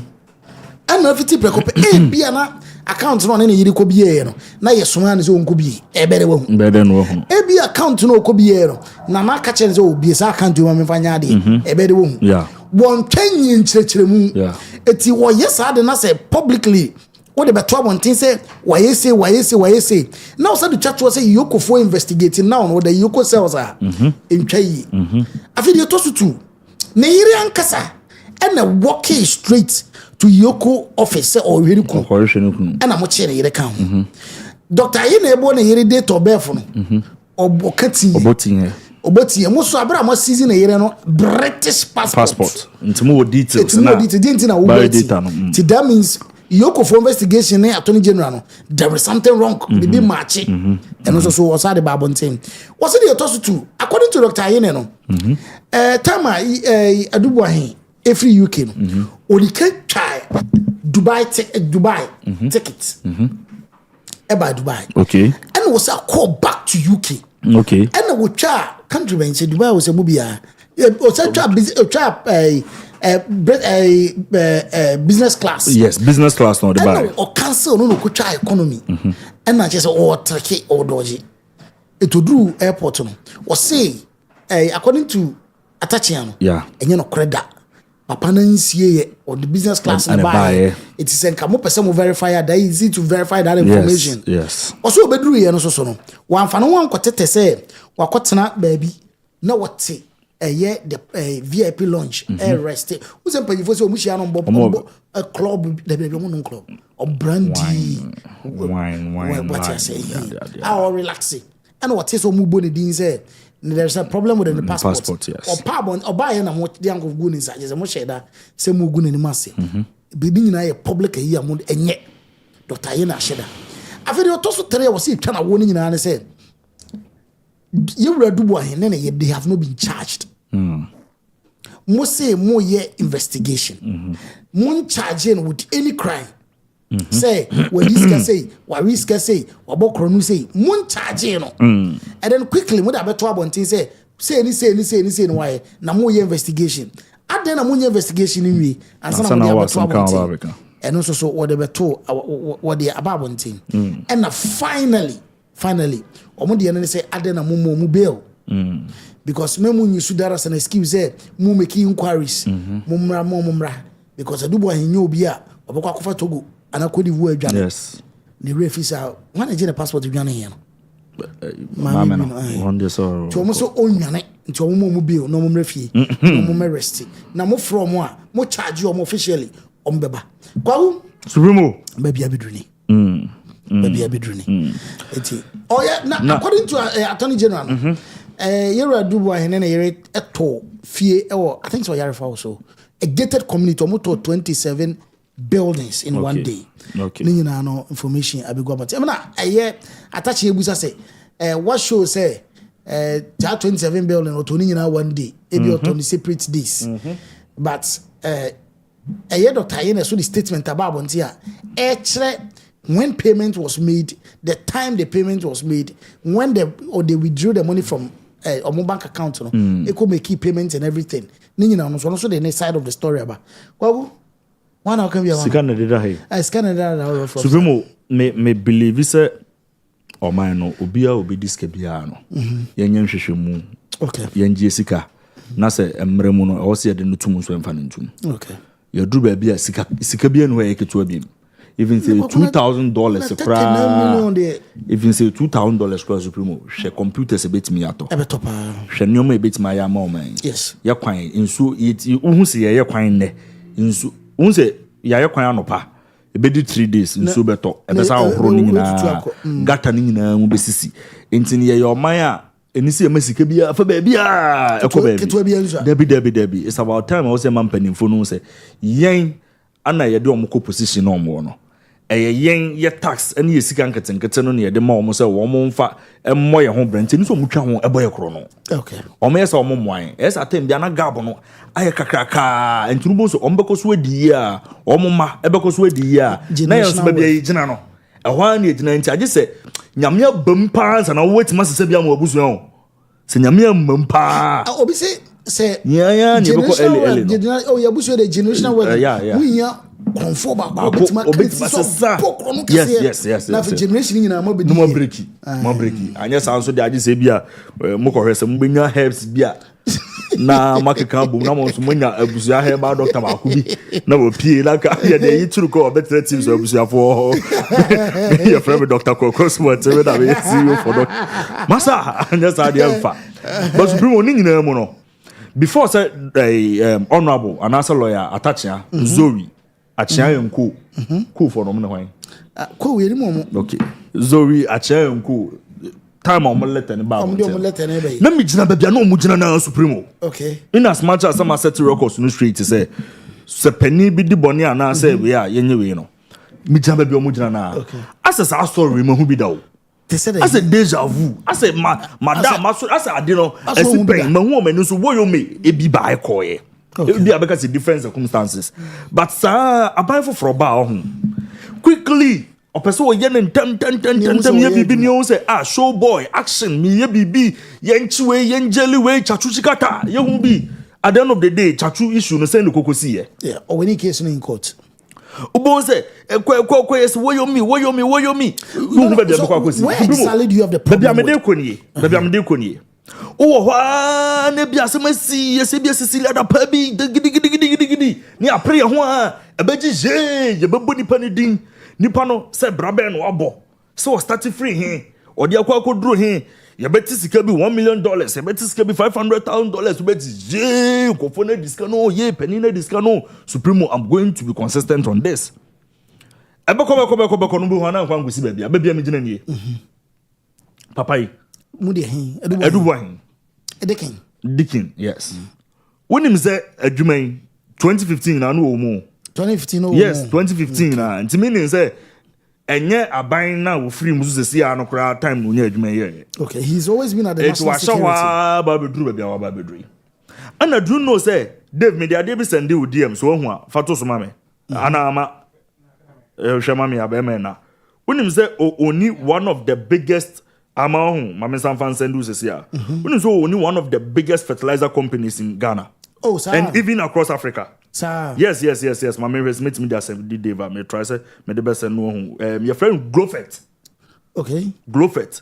And share your cry. Omukoko year investment of over Dave me who fan send do but omo year establish a $4.5 million fertilizer company. Asu-B. $4.5 million. Okay. It no no be asabe na ho kire no. Because we have $7 million. There be no so nche so onya kon ontimi nya konfo. That's not what I'm saying. Okay. What you say? I am saying say penny bi ho asemba. Na se sika involved that. Say the aya yi situgusu je ko kan wa say. Edru ba bi yes ye hu de ekosi. Ana edru ba bi ase ya anto ye bo anhwe ba bi nipa ni free ba ne bra wa bo ne adwuma wa ya. Ya hu ya ye betimi akontama kwa ka se nipa no se bi wo kronfo no abo man no kron no so bia na ntesa. Okay. That's basically what I'm trying to say. Okay. It's no yenya abotre. Yes, yento ye boss supreme. Yento ye me person dey ade no so Dave. Okay, Dave after them send them, okay. It's yenya abotre yento ye boss. Okay. Na yenya hwehwemu ni ye. Because we Dr. Ayeni Obaye no utie in press conference na said the no si kan sem ni nyina na yete say as wa conclude I say he has been charged. Yes. Okay. As wa conclude he's so sure of what he's saying nipa nso yemfa ne nko court mpo.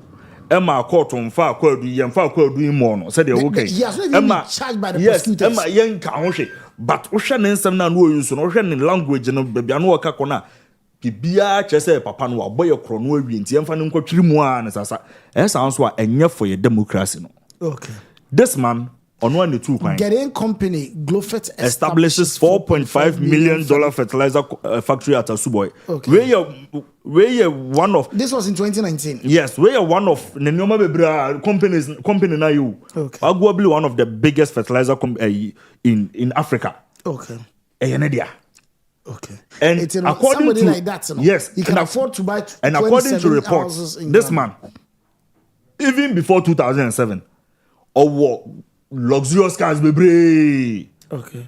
The likes of Ferrari, Lamborghini, you'll be always scandal. And also say, ontimi mokro no. It's in a scandal naba. I would prefer seeing abatre. Okay. Yenye hwehwemu ni nyina nye. Yes ora ye hwehwemu. Meba ora ho. Yenye hwehwemu ni nyina nye.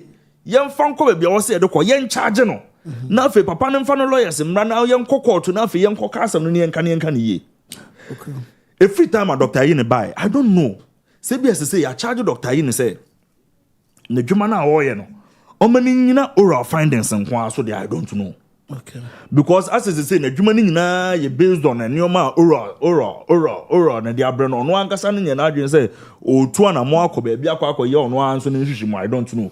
So special prosecutor once again Ebiana President John Dramani Mahama wuchewu as office no mo nyere etini se ebegu no nye won say ye gina yen we so on oral dia yengu special prosecutor ntem nye won say oral no ne documents no mo de ba ne doso nanka attorney general nya botre nanka wonhwemu 1111 na de wo so osegu no nsangu na de wo say ohwe na odi court no so won court. Okay. I think say no so be bo pa. Okay. Supreme again. Papa no. Dr. Aduboy. When you anko baby. Okay. When you anko baby. Okay. When a businessman. Say you were February and in position. February and chair cry. Say and I making you points. What I am funny say okoko je na home mpo waba. Yes see ache no. Many problem ba akokra ho. Ba che na ya che no no. Adinti ni mbeli no. I'm afraid inquiry no and wait how many days what's all your day you making inquiries certain then na person who at this time who here and I want to share mu here and to aba be na bonte your press conference January nkwai they be making who Janu nyeso wo dwane akoba bi na yere akwahin obetime dwane incident adenti no wo ho mraben den ada dey see be dem me se be boma me bi din chiro sisi a a wo dwane ono kwa de ya pass judgment mbozo dwane na kwagu ada ayo nwa so be dwane obi be dwane na oni ba bi akọ oni ba bi supremo oni ba bi ko se wo se na dwuma na supremo ye wo krom ha japa and squad yes wo so wo dwan ye kwa na agboro si bitutu da no arese wa tape ya Bank of Ghana na national security no mo ye ho na betima dwan every groma kwaku ni mo bitire bia na make plans a be ye supremo obi wo abrochire sa no ho yare ne na hwewiem japa ko ni fie oni Ghana ni mpo japa ko ni fie so okocheche ne pictures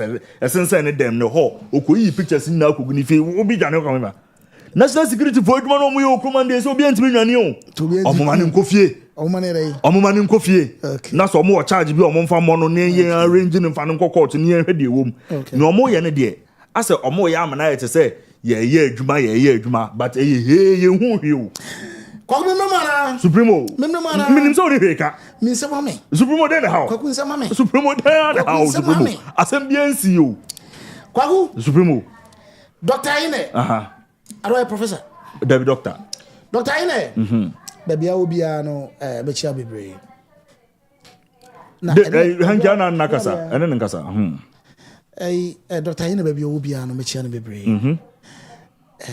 na adwuma ye no soso no meka che nse da na se bi mra biem okay da se bi mra biem adwuma na wo ye no kwakwa adwuma na wo ye no hwe kwaku first of all yes what do you sika name and shame yes boarding. Oh yes. Boarding. Also obo. So what do you see? Boarding. Yeah, very very important. People have problem with the Attorney General coming out to give Ghanaians the facts. The facts of the people have a lot of problems. People have a problem with Attorney General coming out to give us the facts. Kwaku as a prosecutor, if somebody is being prepared to court, you won't be the BR. You will be court. Prosecutor no is given a chance to speak. Case, you know, oh, you won't say baby Gina Nadia. You better win case. Yeah. You won't say based on the fact that you better present it to the judge and everything. We believe say the facts and this, you know, the information we have, you know. Yes, we are going to get judgment. Yeah, na juma na way, you know. Fatu tim say prosecutors nation as you. One na you chief prosecutor. It's you know na juma na way. Secondly, Ghana. Adia enhu kroma. Adia bobusuye bokro. Okay. Eye misinformation. Okay. Misinformation. Sure. Kwa we at kroma. Mistake here. Yesi I went here. Yesi you went here. Yesi you went here. Whenever I was not near my say no. I be brave. Coming out to give us the fact of the situation. Papa no ye invite no ye hu no ye say o twa ticket kwa no dodge no be fa ha o wie no kwa kuma men kama sem wa dodge kwa kasa sem anka supreme wa dodge kwa kasa sem anka wa dodge no fa na ye tete na na hu no ne ya che no ye che ne bi ya che na yira ka ho na the fact ene say on this day amount of money we never send ko transfer comma company we one transfer could be a company be with the same name as the Ghana company no and now what transfer that amount no ko the receipt ni bibia enuni and now what transfer that amount no ko ha no this very day Otowe the next day we Otowe one day Oto 27 houses. These are the facts. It's more media for some ko report wa mun kan de woman no misinformation why are there why are there power cleared what we say wama public judgment wama public yen judge yen prejudge san why you no the media is there for checks and balances for we are there. Okay, the media where so say ke invite ni che kwanka Ghana for media ke enti ana okay yes you get che so bia me press conference so yet yeah what I say you bet say ni atia obi aba cheche na adwen obi aba ka say ntia yen person misinformation be kwa bontinti ni ye de ntia e che no abrem eno ne ye won kwa kuma min asebe Zubu men ka hwe na hanky crown hanky crown because hanky crown is men ka hwe hanky crown is men ka hwe dey bo men ka hwe mitime be men ka hwe dey na kam pesa me ka e wa bra men ka hwe no and say in doing that no what turning the public against the man but men ka hwe so when you public against the man. Yes, Papa, in street in Supremo. Your street in Uswa. Your friendly partner. Your friendly partner. Now, because of Papa Nebiska. And so court to establish it. Well.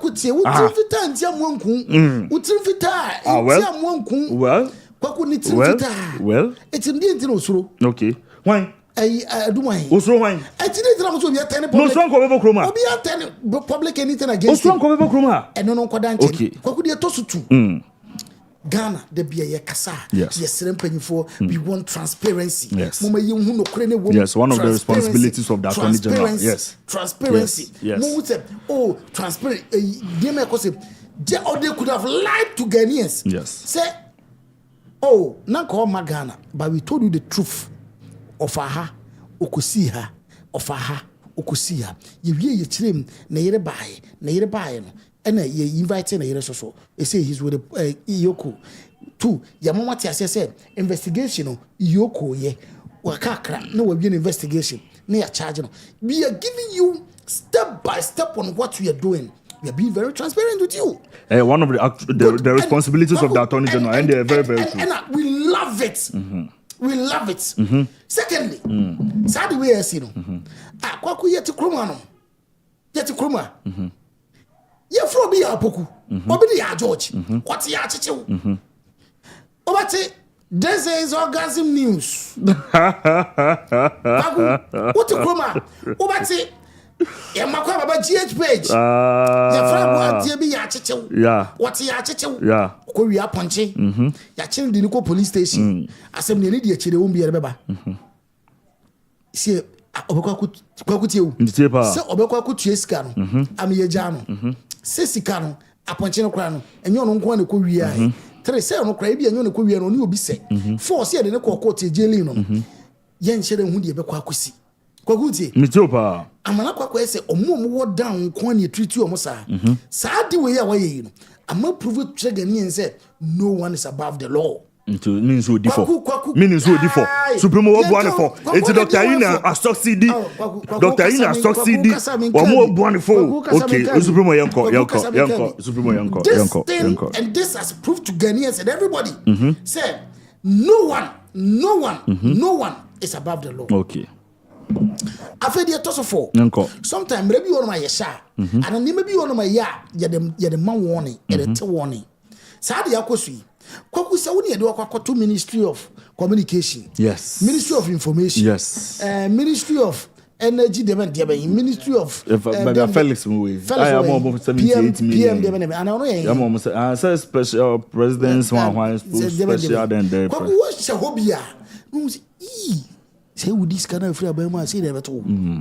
It's a manipa ani da ho. Sure. A mani da ho. Se say no bia wo diska bia ho poye metu betwi emani da ho nti se wo wo trim se wo bedi boni ni bia obehu se wo shake because you bu asem kokko bia mu asem na so say okay they say they bu okay me ka say okay the attorney general just been telling us steps are echo any baby o maduru okay and nobody be home okay anti be coming kwadia what you could do kwaku aka be dia what you could do Supremo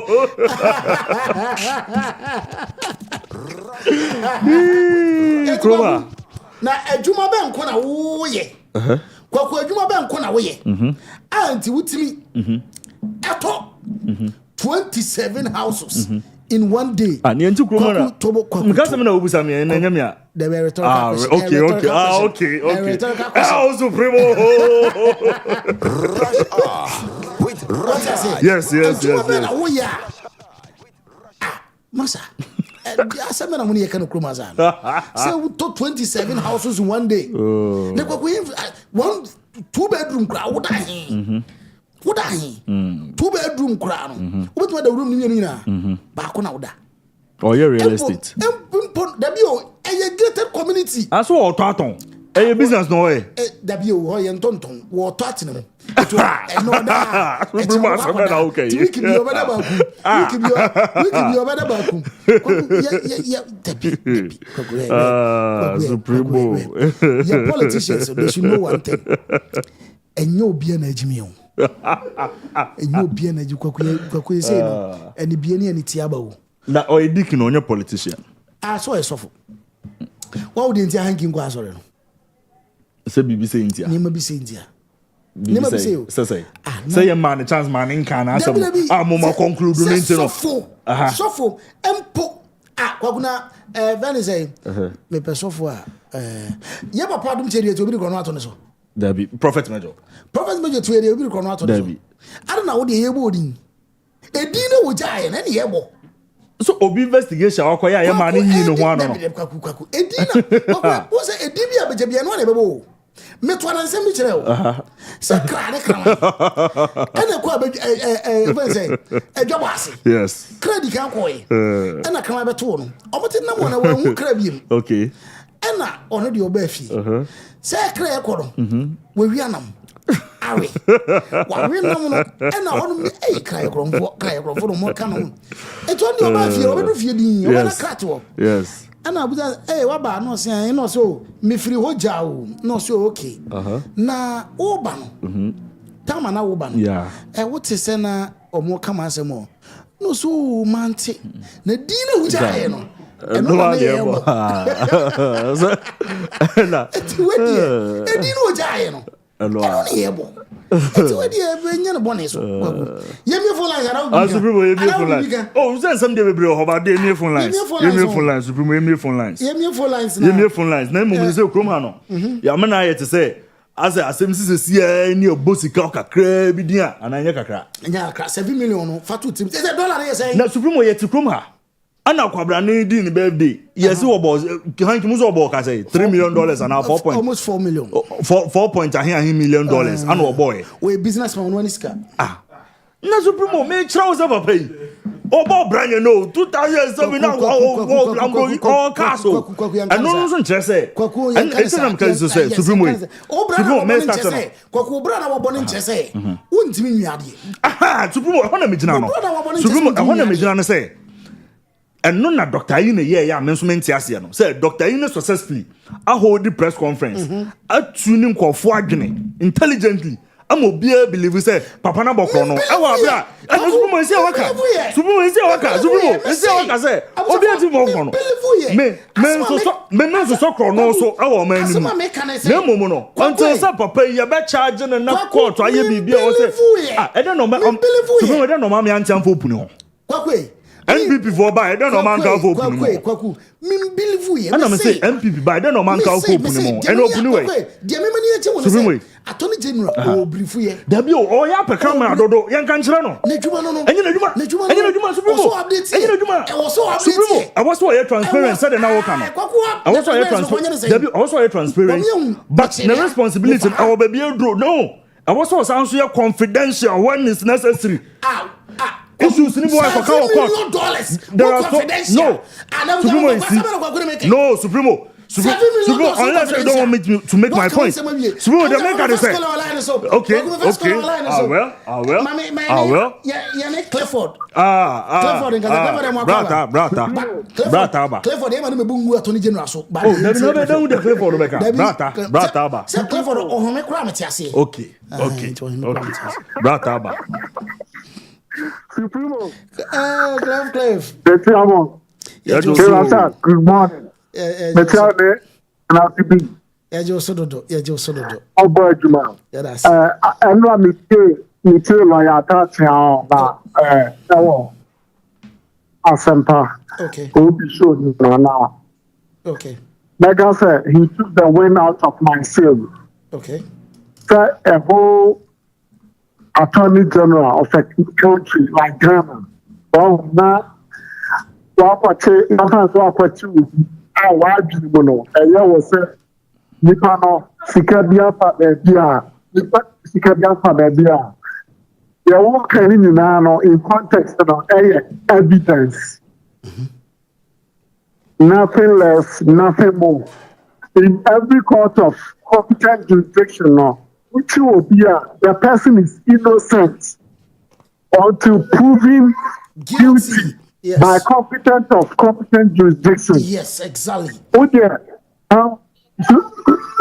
Accept no kind now. They say that evil is in the eating or the details, It's in the devil is in the details. Yes. The who breaking accept no kind long statement, making in why preposterously prejudgmental. Oh, how? What will be? Yes, remember. What will be? That was the secret facade. What will you say? And I said, no, yes, you'll be a couple to a young boy. I think I walk a guy or docket at the alcohol. And be anywhere when you are selling in them, you are not supposed to preside by your own case. And now, some men know now, some men must have a trusted need.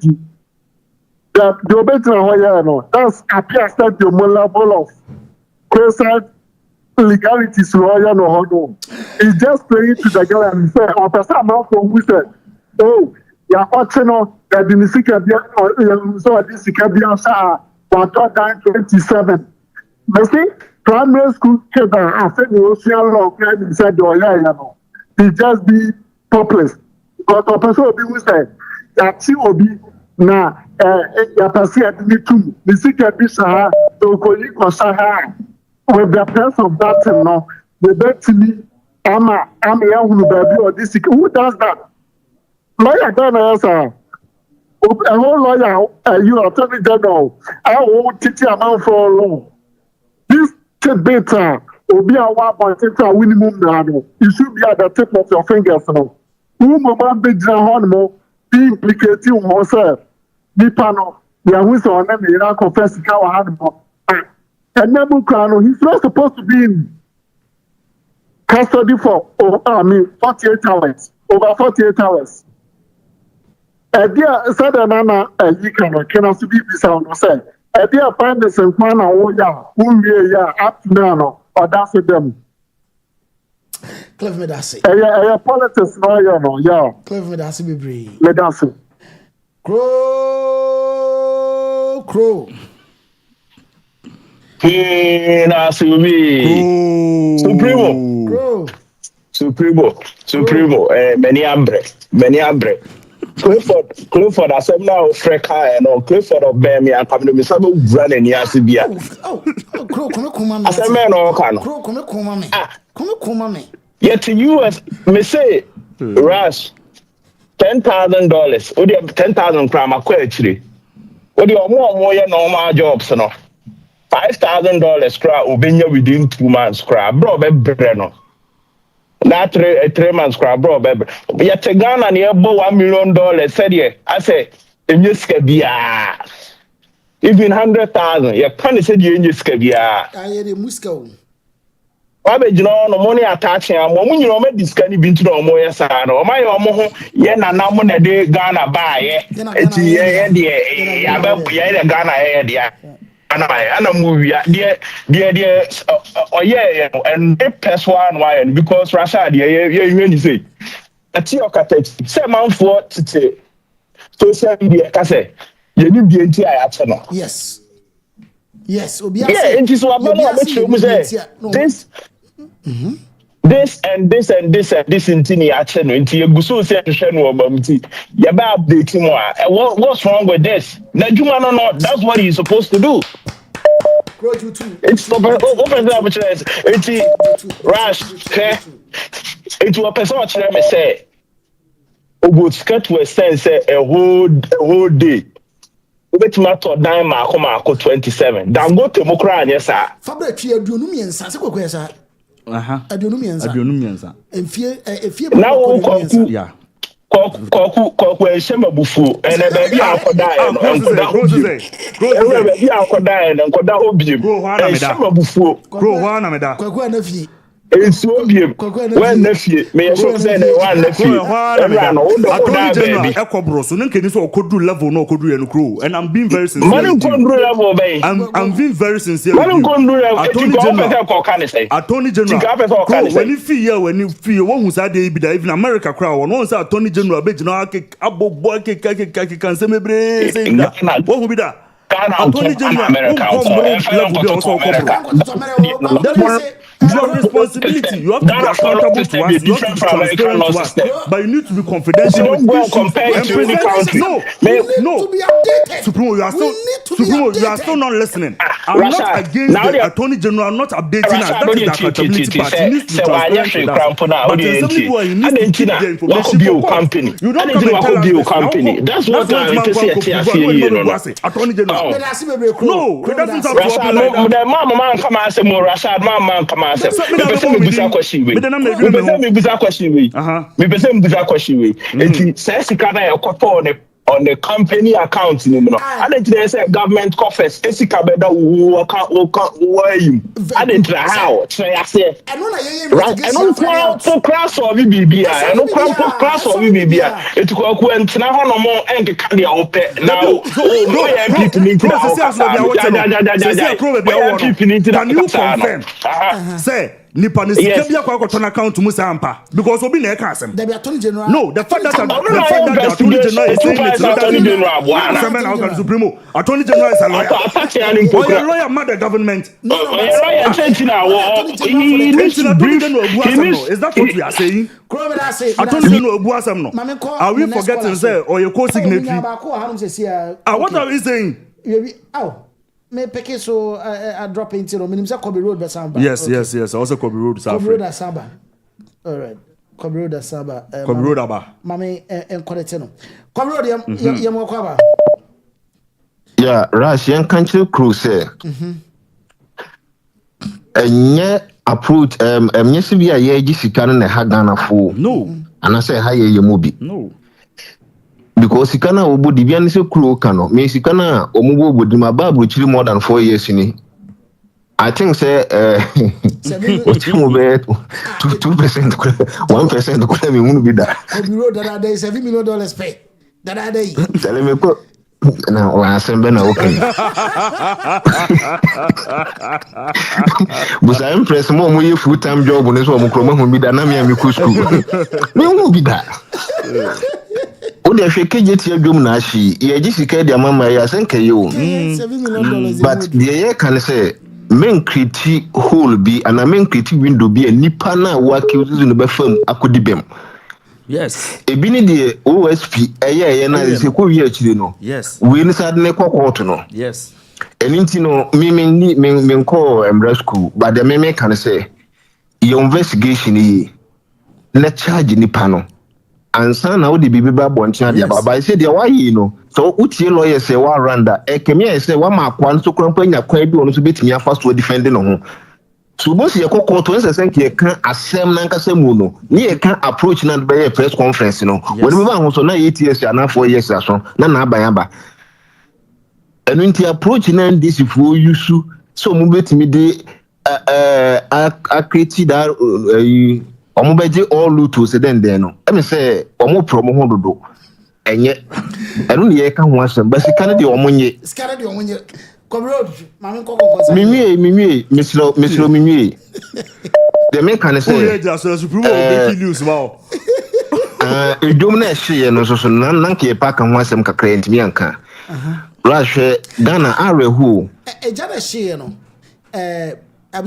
funny say within the next 20 minutes no you benya fire service fire for no yes why grow enti ya me ra class ya no ba kakra me ka ho ne say always be an suggestion wo Ghana ejashi wo Ghana asoma ye kan say wo nad mu form report mra police form report mra fire from me buso mo say sa fire for ne san krofo na wo kra no akọ ho no education be no mo anka so mo nya fire ho anti de be so mo form report na Rash that lack of research na ye wo Ghana no because the bia ejashi by intimi nya proper report both yakoka wo gas bi na hye Rash na ko fona ba no busa no say that wire na ye de wire no expiry date wo ho na say expiry date no ho omo ba me buso so who say proper green bia be da ho a e kire sen enti ne wo corrosion science no every fire catch Ghana beer no has to do with the corrosion of these metals.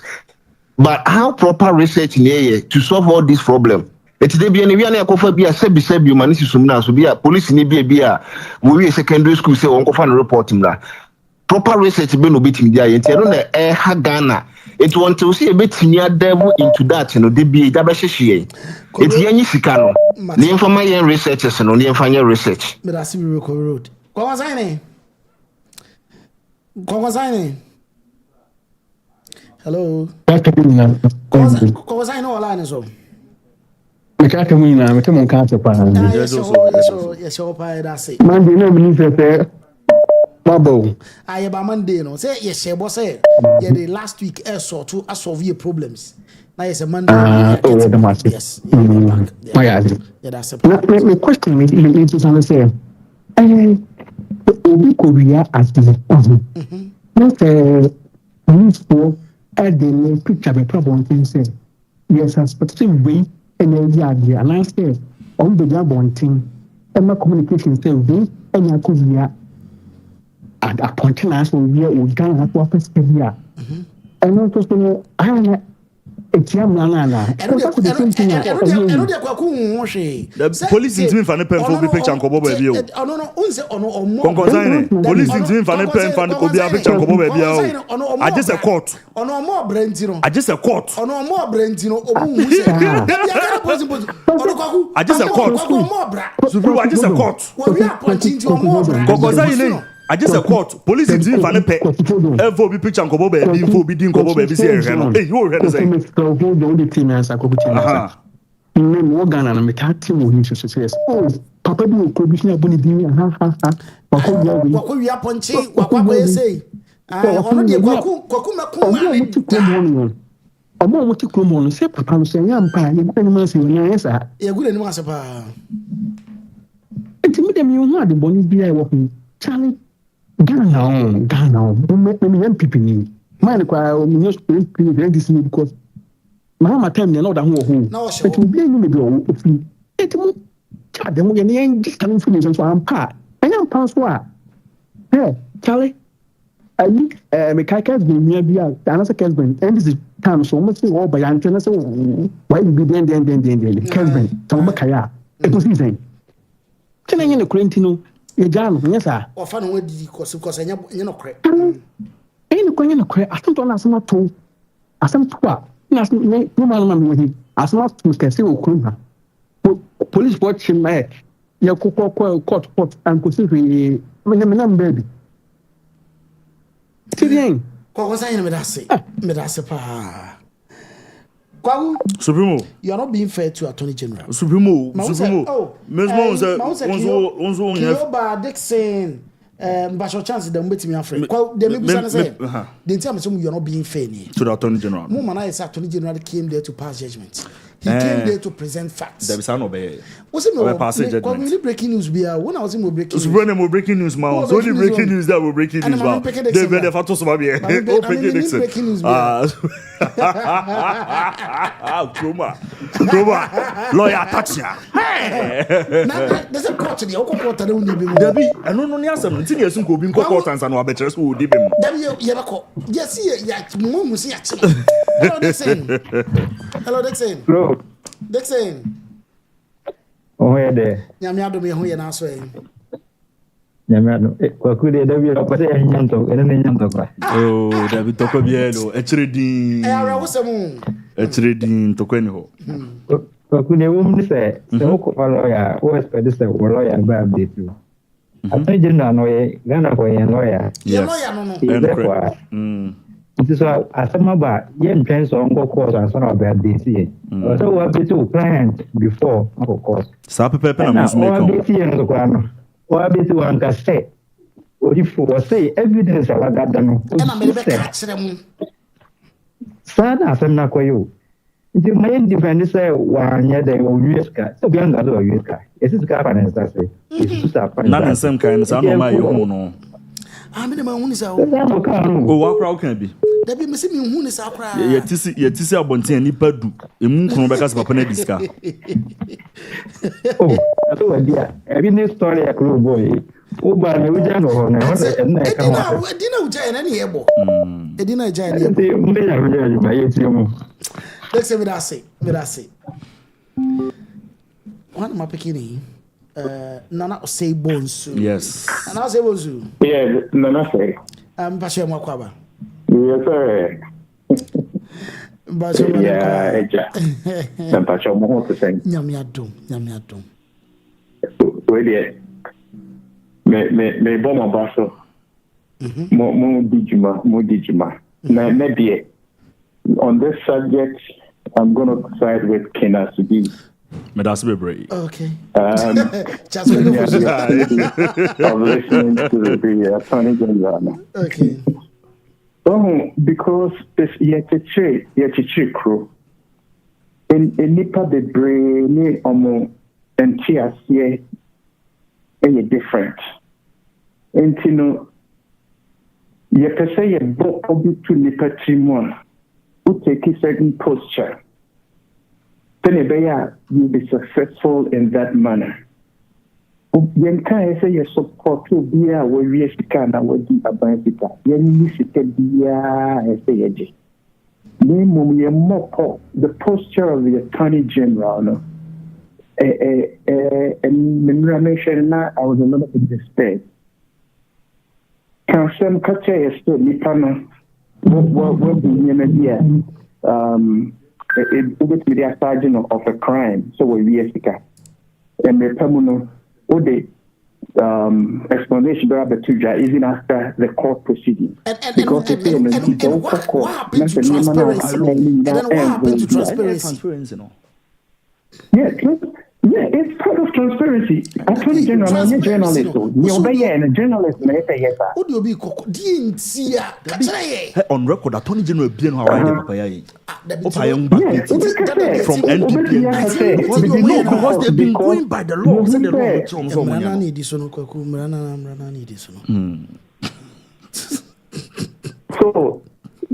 So to me can say yes, maybe make a call because.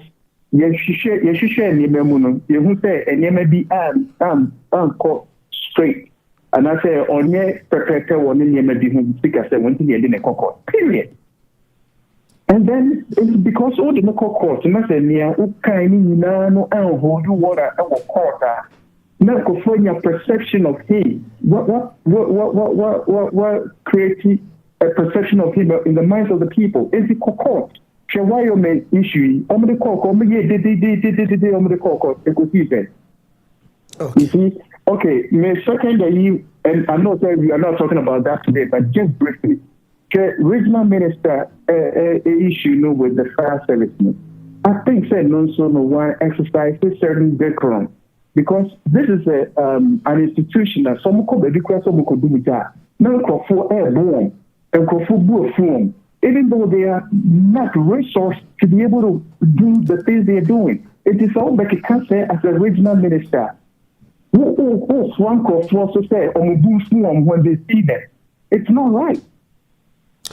But that's you know, you better say in Pennyphone, so they have to abide by the rules of their game because I don't think it's perfect. But that's be brave, not say. All right, you know, to be another Mr.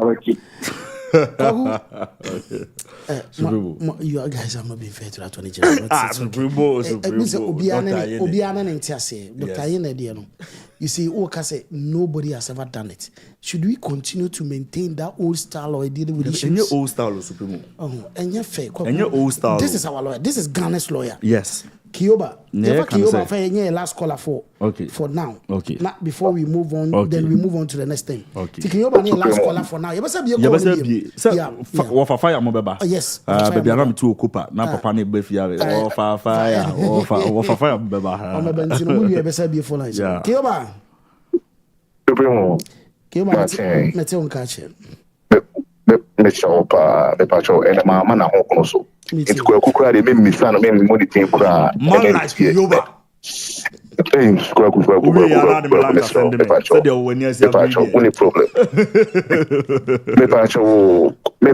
Question me can be say, yeah, free, one in the moon, Rancy Attorney General. Oh, be ho.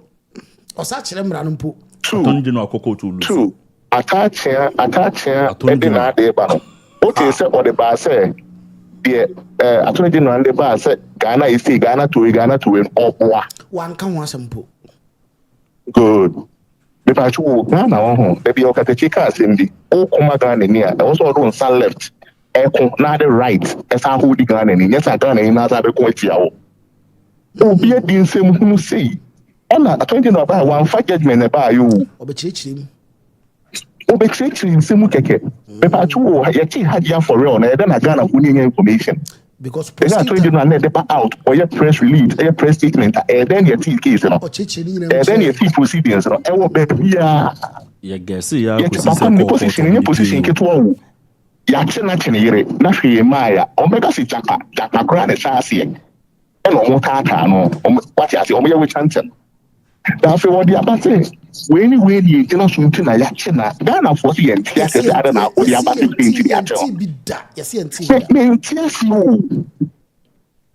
the Russia, if I told you were GhPage, not smoke could be a company, no action is unpermitted, maybe a meeting at that's one. Also, Elsano would be a cool, independent to be converted as a minimum, but police the statement about a suspected criminal. The panel being a moon is a suspected criminal. As someone can say, you fool be a picture out, but more fraud for cooking for your own pictures about. Court when I can't inform picture them out. Court to be unkind. Court to beg where couldn't tell court to come. And then the police will really do it. I said, my mommy and yes, say, mini address, penny address, and only in more address, Any kwase kieka, any kwase kasi igule bi mase. Bianson ka. We are no trading was here. Yes, so be a biscay and channel ya kan ha. But on say king you be. Welcome back to you. Welcome. Mitiwa. Le pa chu keye adu onko baby. And then say we to na ka be through city house. Ka be sa. When be just but the no, I'm being very fair. What's the deal? Hajja for us, man. Okay. Yes, speculate. Sir, Obia the story about the big Hajja for yes, speculate. You know the real facts. No, I am money. I charge Hajja for Bekaya. I say the real facts. No, that is not the way. That is not the practice. That is not the practice. That is not the way. Hello. Me pacho ye no ko for no cry extraditing by US now no extraditing no it was updated meet me the link and I send didn't have the facts no have time the updates were there Yes, right. Update no the update no. Update no the Romance scam. And we didn't have but they were being transparent. When update no the facts no. Investigation. Into also the investigation, but what's that? What turning the people against the man? You're telling me. Oh, they won't tell you. You won't go for me. 2,000 era. They feel say. Wouldn't say you are 2,000 era. Besine. Or mu feel say. Chachuchikata. Ebo Maika. They make an say. Besine. You won't go for me from what mindset. No. The Supreme Attorney. Okay. Now go question. Na so me dey me trese baby me gina ne dey ho na me gina wo say e bia me no me dem one but nipa nkro na we gina no baby e gina no ba cho kwekwe baby e gina e change the fact say man am okweti account bi esa ampa okweti company bi sa ampa o efi ahodo ampa na so kokot no ent man prove ya na wo ka se enimumra no cha attorney general kinyoba attorney general wo din da so no prove na wo din da so attorney general na chese wo lose case omulusu de bia nanya papa ile ba ya cases bebre atu agu no eti no obi nso ebusa say no obo cases ni nyina atu agu bi no asema e nyanko court e dey book case ku o si nyanko court e dey book case ku da bi o meka so ba ya no wa be bo case bebre atu agu case na o bebre case na we na chrono de no botu ku chrono de no botu ku kiyo ba da se chrono de no botu ku kiyo ba da se ana open to my baby, yeah. Sharon. Hello. Yeah, hello, Sharon. Yeah, good morning. Good morning. Me the Kofi Adomah. And that's be brave. Me the Kofi Adomah because Haja case na man the examples this year no. Haja na ya charge no. Okay. America has say so mo be who say attorney general bi aba be gina TV so your press conference a. Omobebo charge and sana oma can say details. So until no so we are preemptive. Na say one kasa no you don't even know the charge or the boni panana. Uba kaso why say ya.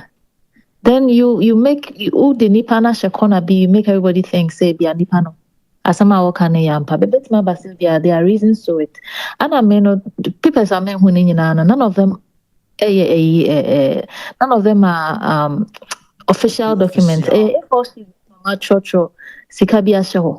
So until say I see like bank documents be a sign ya distance to say I won't believe it because you can't just print something on an A4 sheet now discuss how the addresses are sure say this is how it went.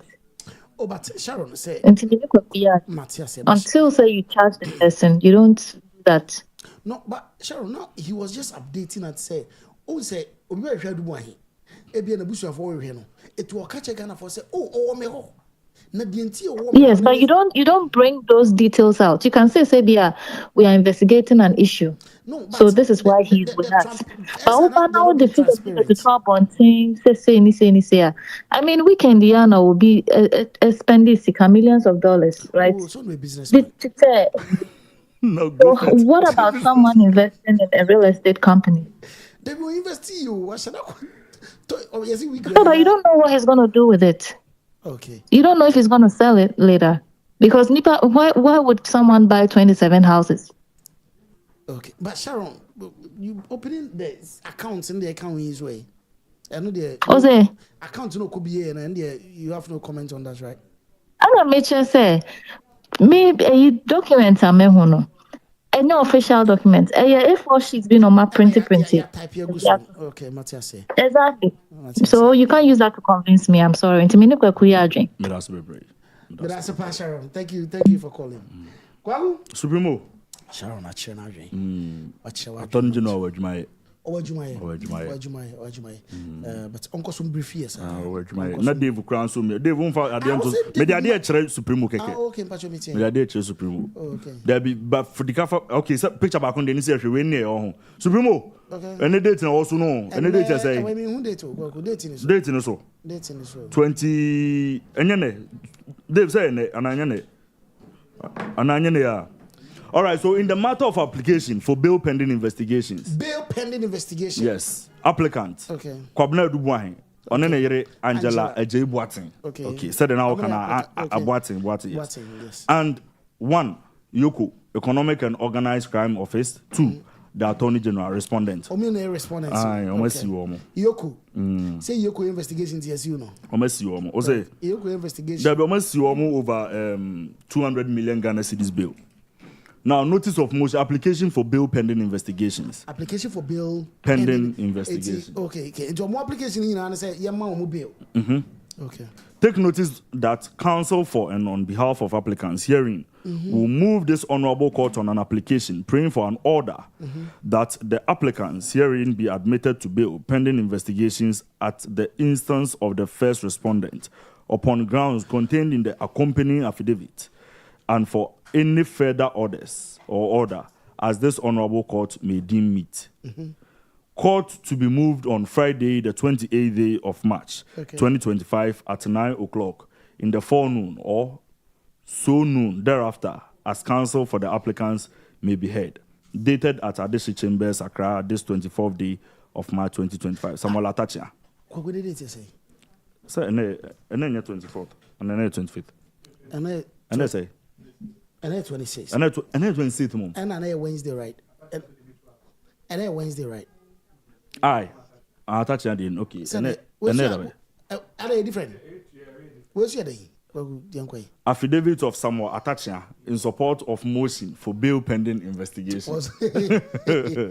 Aye. Samuel Atachia of house number C114. Abolebu, Laboni, Accra, do hereby make oath and say as follows that I am deponent hereto and head of the law firm, Mr. Zoe Achia and co lawyers for the applicants, hearing whose requisite authority I have to depose to the facts contained in this affidavit relating to their unlawful incarceration by the respondents herein, which are within my knowledge and honest belief, unless otherwise stated at them. The applicants are man and wife, and they reside at number 2 Stream Park Avenue, Mayfair, East Airport, Accra. Wow. Into you know, can't we say Supremo? Or cast support. Way no. Yes. As a Ojinamu support to say, or no, as a lawyer who say they made a mistake. Why am I a mistake? Attorney General mistake. Okay. Yoko mistake. Because it was a card idea. That's also almost a mistake. But so in conclusion, the case will be moved on. Almost you age any Yoko over 200 million Ghana cedis bill. My confused. What you say? The air over 200 million cedis bill. Bill they are too almost no. Yes. No, must see over. Yes. They feel say too much. Too much. No. Yes. Say 200 million. Yeah. 200 million. Ghana cedis. Yes. Na say nenkai. Na ko so is skinny. What's it? So is the first is skinny interest say. And I said the first word then ho na wenya no ho kakra na interest say. Bill bi ana de abono. I say mo pese mu chinchim ne nsa say onya mfa ma. Enti no wenya nyoma na mfa ma me support am wenya 200 million then. So also order nyoma bi ba. Enti eye kwan a wo pese wo fa so ama ne twere wo chebe bi oda no. Enti no keka nyoma bom bebiri no wenya mfa ma. To wenya mfa ma de a. Kwa minimum bi a wada remand for 2 weeks 3 weeks. Obi ono ma judge ne ka che ne se won call remand. Ni wura fi wadam 15 years. Kwa ya muntu mobo antiba for yesu ye nipa o. Enti supremo enti antiba bi supremo ye nipa. Muni ye nini. Judge bi aka bi egu antiba bi so ntena. Muni ye nini. Oh, my amana ye say Islam gonfoi. Any Mayfair fui, any Laboni fui, any cantonment fui. Omunkwana so mu yinipa. We are some money to me assume kana me anti-bantino. Many judge naka. Oh, remand. Remand 2 weeks in wadam 14 years. Kwaku eyo dia kwasono. Etino enye fine. And intino ye mo bi mpo 200 million Ghana cedis bill in fan to be so. So because when you say onyam fama, into onyam fama dia na esa amna twemu ache. Na mo kwa de enyi niska. Say en gazo me to eska, but say also provided you.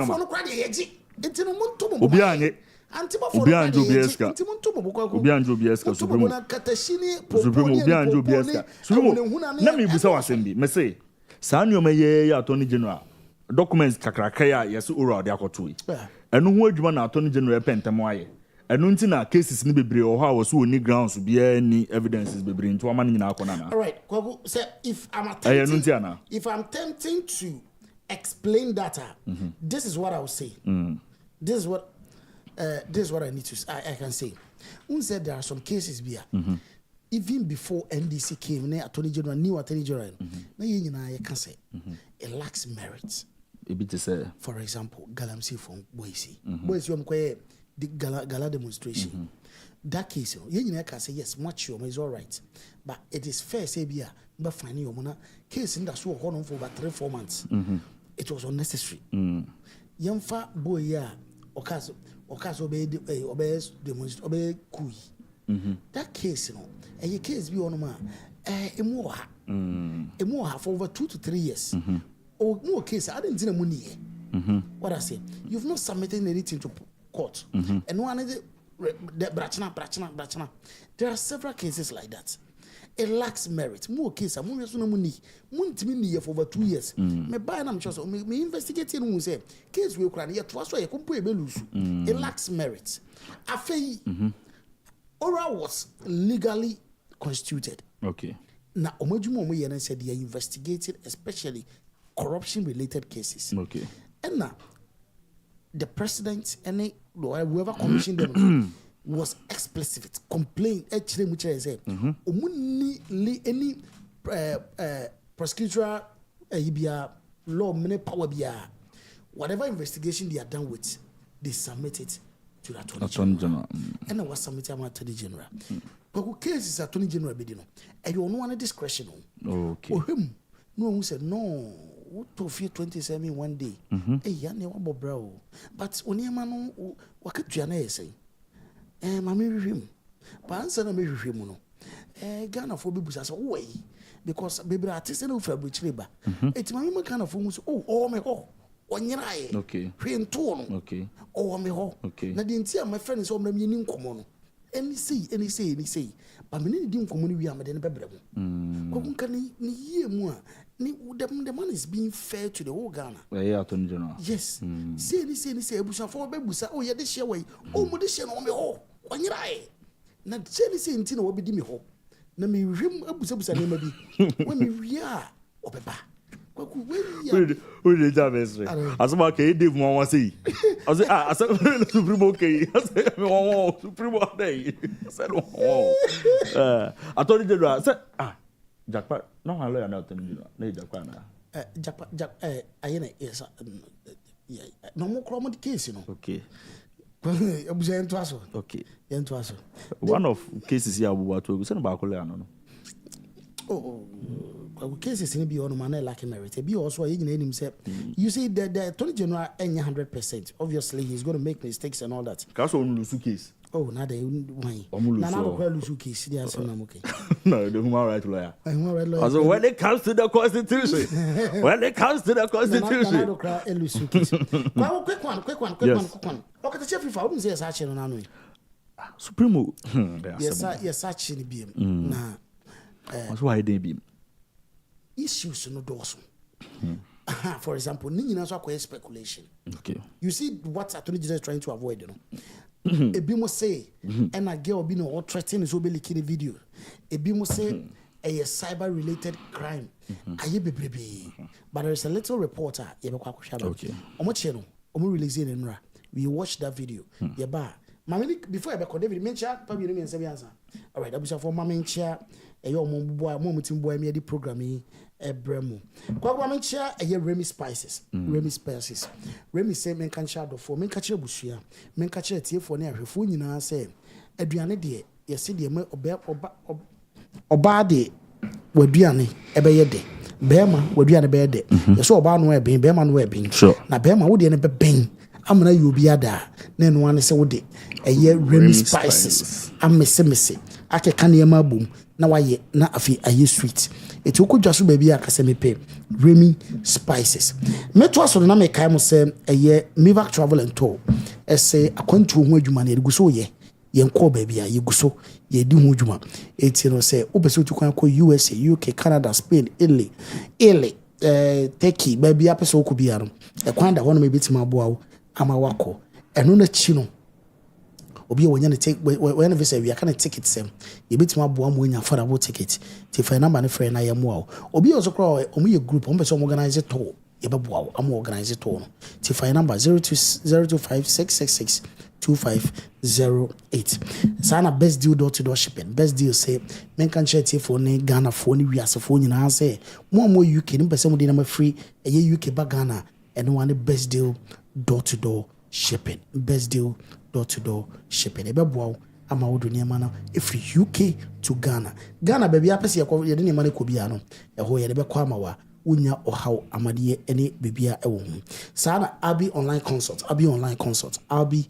consult say Ghana for muntie mu abrochire minim se adwuma sem etoda mu adwuma mo ye no kra nso ba niema bi nti no ntimi nye enu se na wosi pe no eno na Abi online so obetima aboa wo wo fie obeboa ma wa with no experience obeyi adwuma ma watim say o manya kakra me de be so to me niema obi also wo adwuma ye but opekakra de be so to niema obi ono so kra wa wo fie ba wontimi start adwuma opeso ye ka adwuma kakra ni nyina chance wo no ma betima aboa wo ama wa ye adwuma iti for the number no +49157543464445 and I say www.abionlineconsult.com abi ni obedi nkomo na waboa ama watima start adwuma we don't know no experience with me aye bibia come on sana ochia herbal powder obja obi ono ma sisi yare pa iprano sisi yare iprao se sisi yare how na kan watoa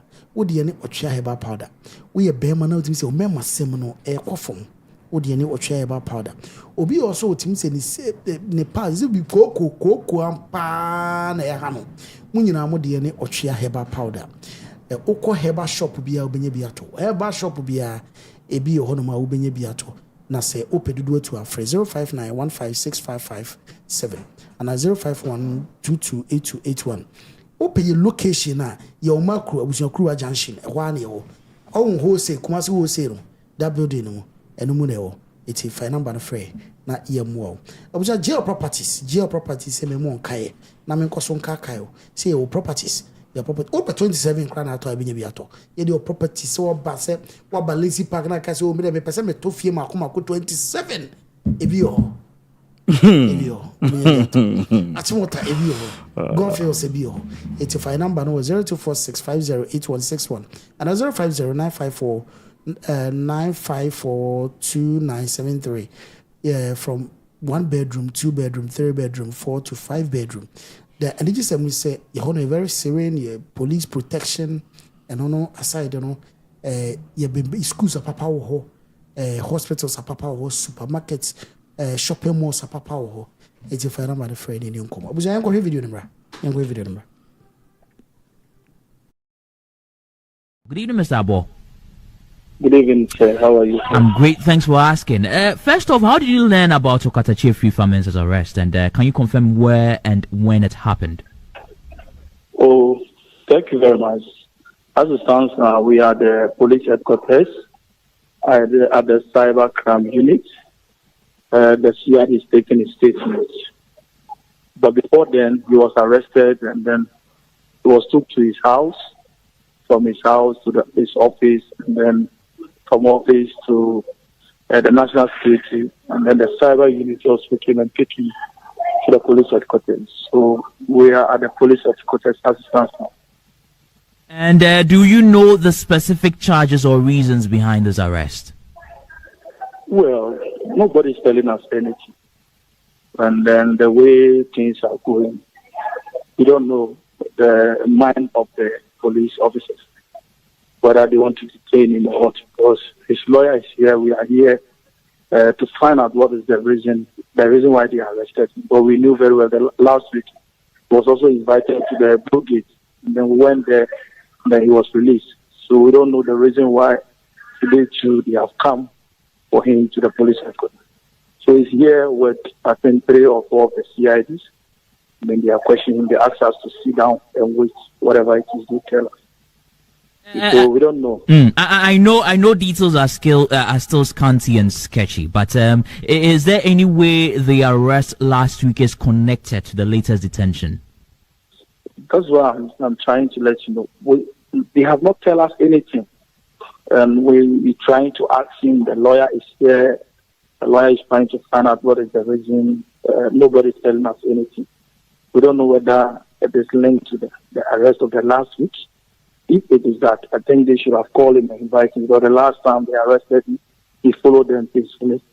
But today, also on a Rambo-style arrest, took him to his house, go and search him to national security, to his office, and then the cyber crime unit. So we are here when we want the justice to prevail. I mean, the way they are intimidating a Rambo-style arrest. I mean, Ghana is for all of us. It's not for one political party. What is going on is not fair. We are urging the Christian should come out and speak. The Muslim religion should speak. The pastors should speak, because I mean, people are threatening to go on the street. But then again, I mean, you are only speculating currently because, as you rightly indicated, we really don't know why he was arrested. Yeah, but if he has done something, they should tell us. Because I'm here. I'm right at the police headquarters as I'm talking to you, and they are not telling us anything. Well, talking about the Rambo style of arrest description you are given, you witnessed it or you received first-hand information from someone else? But that was what happened to him last week when he was from the class. He closed from class, driving home, and then they crossed him and then pack, come out with some weapon and then take him out, drive, let's move. He says not going, you have to call his lawyer, you have to force him to drive. Thank God he was able to communicate to one of his friends, and we all had the information and we rushed there. And today he was given bail. And the same thing happened today. But it's here. I mean, what I'm trying to say is that we are all Ghanaians. He's not a criminal. He has no bad record. So about today's arrest, I mean, you still refer to it as Rambo style. I mean, you've given a vivid description as to what happened. I want to know, prior to the last experience, this time around, give a vivid description as to how it took place.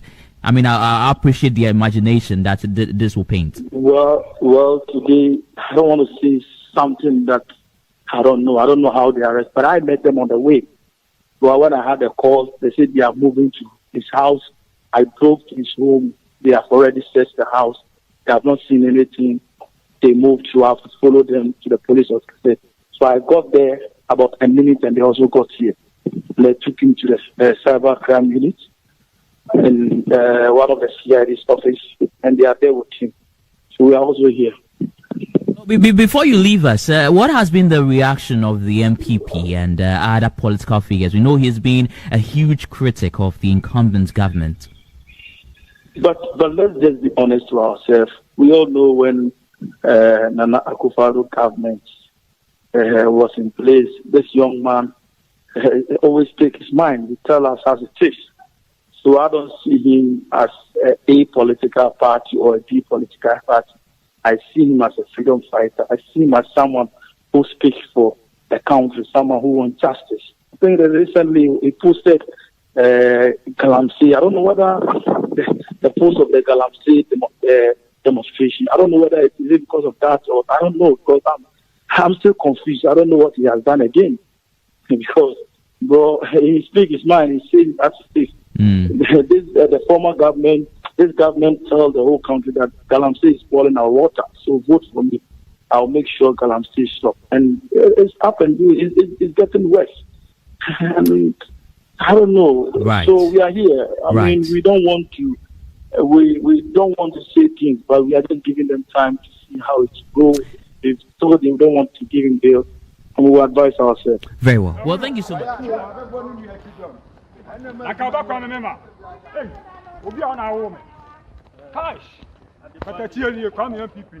For the records. On one year, I say we are saying, want to cross every few Franca with you. The same one we wanted 16 years no more puncher. The chef FIFA. The great man. Perry. Kai that thing. Also for your referral.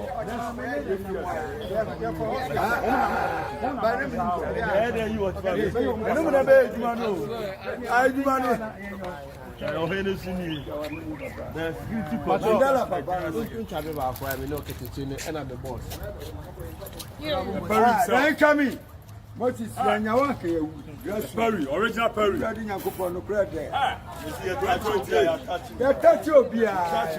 security coordinator. Kakatiyo, for the records, family and people. There's some more water. Want to pass every few from Cash, you want to add there. Cash. And I Kakatiyo, what is sport?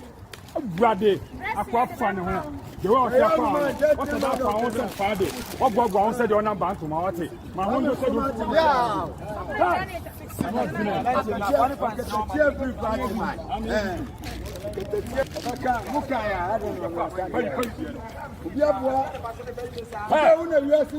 what a record! Cash! You see what we're watching now?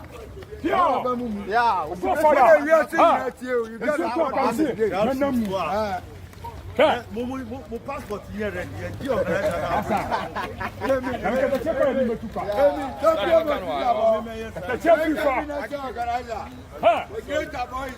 We want to service your account. As soon as we want it, 60 years, you can have my cash no more puncher.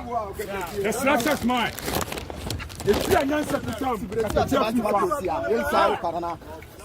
yeah, boy, you know, follow.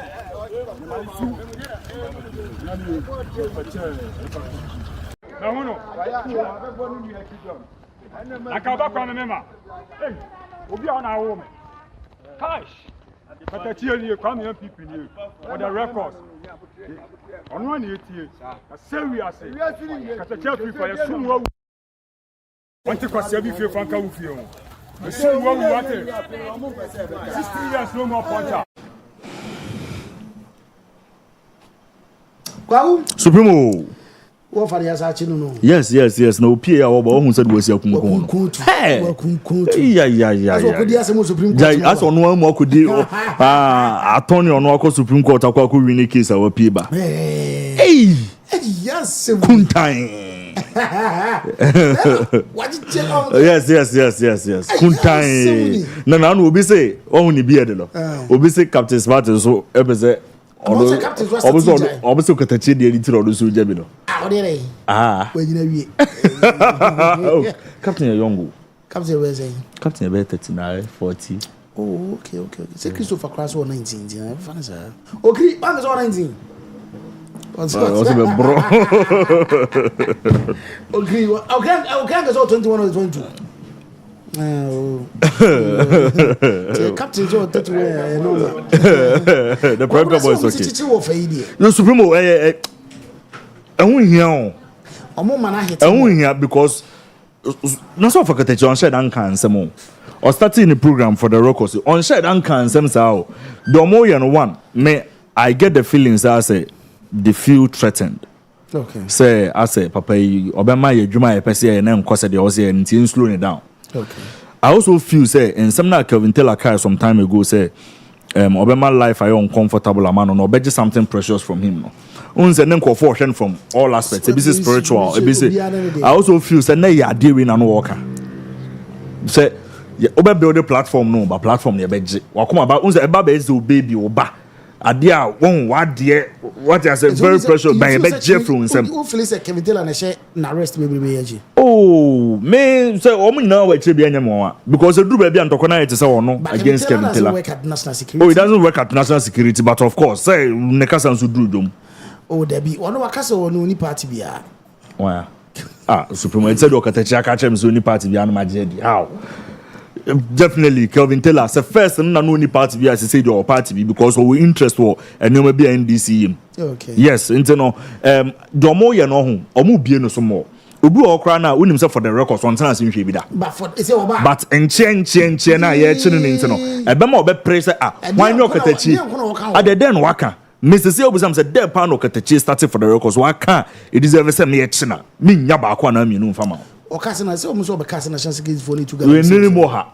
ana omo sa beka say person ya no crowd no omo sa asem no kra ana se omo akosesa no nyoma so omo ye den omo pe omo ye investigations bi say obeliki bi naked video ntini akoche look how and sembeni it's no san nyoma we nyina anya nyoma wa say de bia say ade echa na ye che no omo waste omo time omo focus on nyoma bebre supreme me no ka say boko dere o aboko dere pa omo nim ho kwan boko dere pa omo nim ho kwan omo nyanko 4 3 4 5 6 8 bi be dunkunu bi e mo mo nkotena system ni mo monta nyoma nchichi nkofo bi man ase bia na ya ho dere o okwe bia na ya se bia na ya ha be bia na omo mra form what I say no omo minka say obi na say o ka bibie ni so ka e me invite no but omo invite na mo say the entire movie in mood yes mood because we dey more ha too much e hu nyoma na ni so what I say some do so attorney general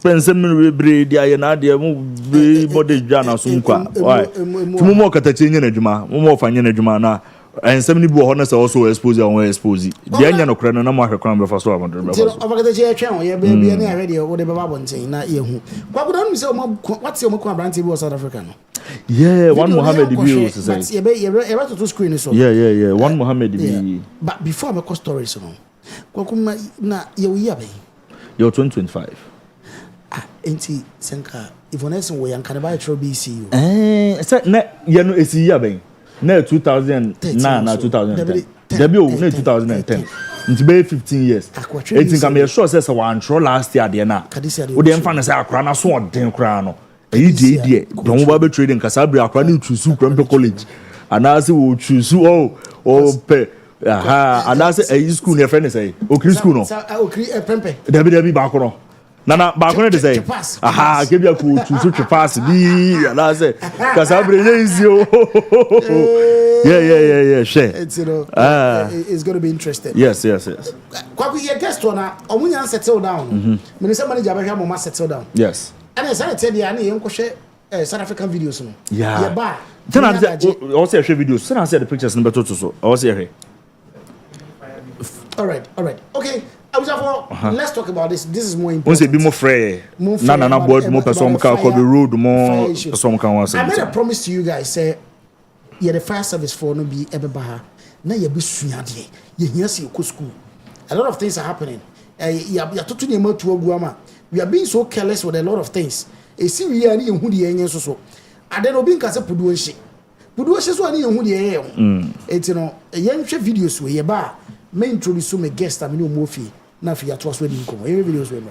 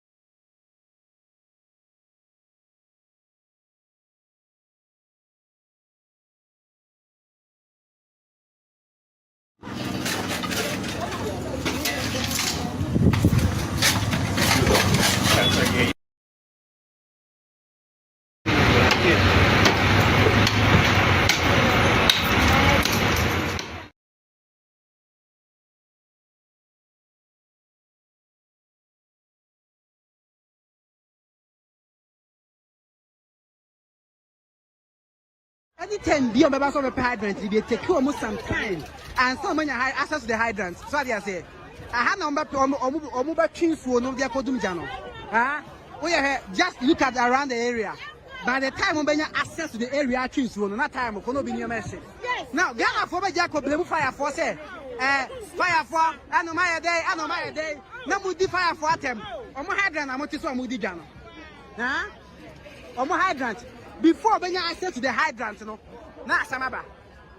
Oh, sometimes we blame and conform because they blame more. A person is a cost one yas and ketwa. What about the pencil? Obit the hydrant, that's when you access to the hydrant. What about the machine connected? What is so? Time about for us, I'm not the canaba. Time about for us. Now, what the canaba the piece, no. Oh, fire for Mudiona Matem, sir. Mudiona Matem. Oh, personal fire for. The hydrant. Kumasi and had a money go hydrant to sir. Or money go hydrant to sir. Or we access to it. Muyamu said you matem. Muyamu said you matem. Huh? What do you want them to do? And now fire for me magicians. Fire for me magicians. Almost the crowd in number from your crowd of fire and so. What I done with you, Matem?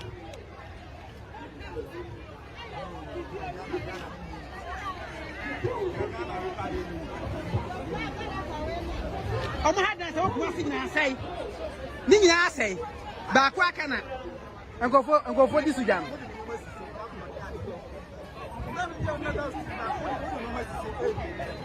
And yes, I'm training.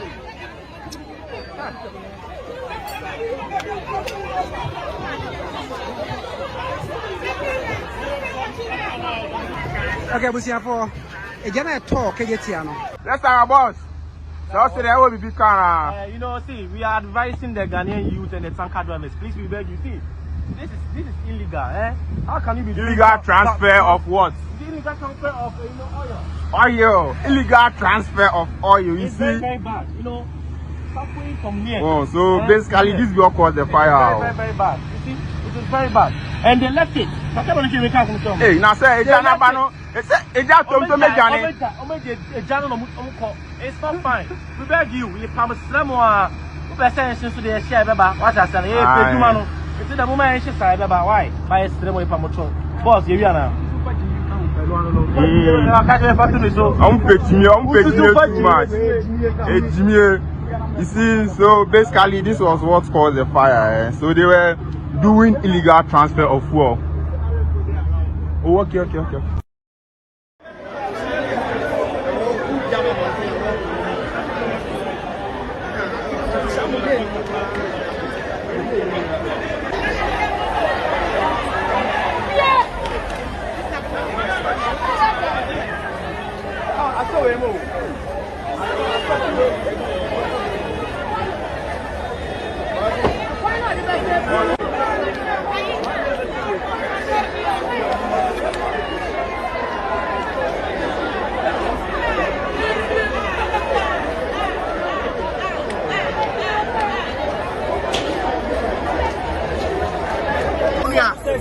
What's your match? Mobile light in there.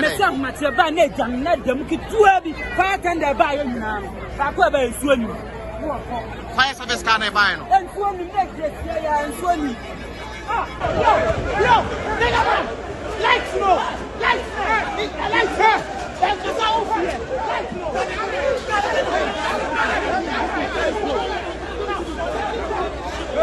Hey.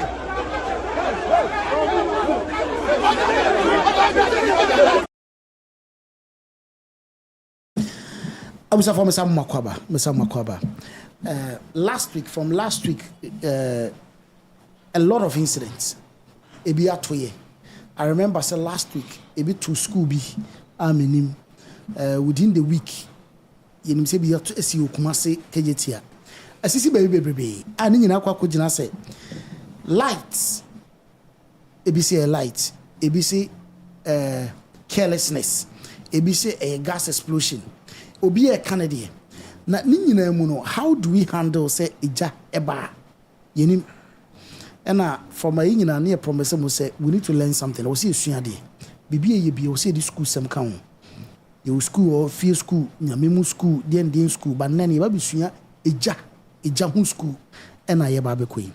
My guest will fear kwaku ani ba be din komo no. Yes. My first guest, mama introduce invite no ono introduce no way. Kwaku, mama starting film in send fan. Supremo. Oh, start film Hana. Mr. Tefu one man. Eti I was on batch on first saying. Oh, maybe off a fire one because what. Eti mama call the next fire so. Yes. All right, so we the ADO1 already from Metro Fire Station. AD Assistant Division Officer Grade 1. Grade 1. Yes, Grade from the Metro Fire Station. Okay. Yes. Come on. Pacho's way. Mr. the Assistant Station Officer TK Apia. Okay. From Metro Fire Safety Team. Me Pacho ya mama kwaba. Kwa na emo makwabe. Supreme we. Ofado me makwabe. For some time now, about yatete nsem bebre fa eja ho. Obeti yes eja ye ka recently actor baako. Yes. Ono so ko ka eja mu e ma ohhehye ye wo se na eja ne hye no o de jashu pie ye ama na nsen wo frame. Yes certain frame so fire for modwuma kasa no ene sen bebre nim modwuma kasa ne sen. All right, so before I ever start, I just want us to pay compliments to the regional commander, ACFO2 Peter Tete. Okay. Also to our senior man, our boss, Metro Fire Commander, DO2 Thomas Asiedu. Sir, ciao. All right, so we want to know what we do as the fire service. The Ghana National Fire and Rescue Service. Ghana National Fire and Rescue Service. That means Ejumano, we do firefighting and we do rescue. Okay. Your mandate, your core mandate, I didn't know and say we prevent and manage fires. Okay. We prevent and manage undesired fires.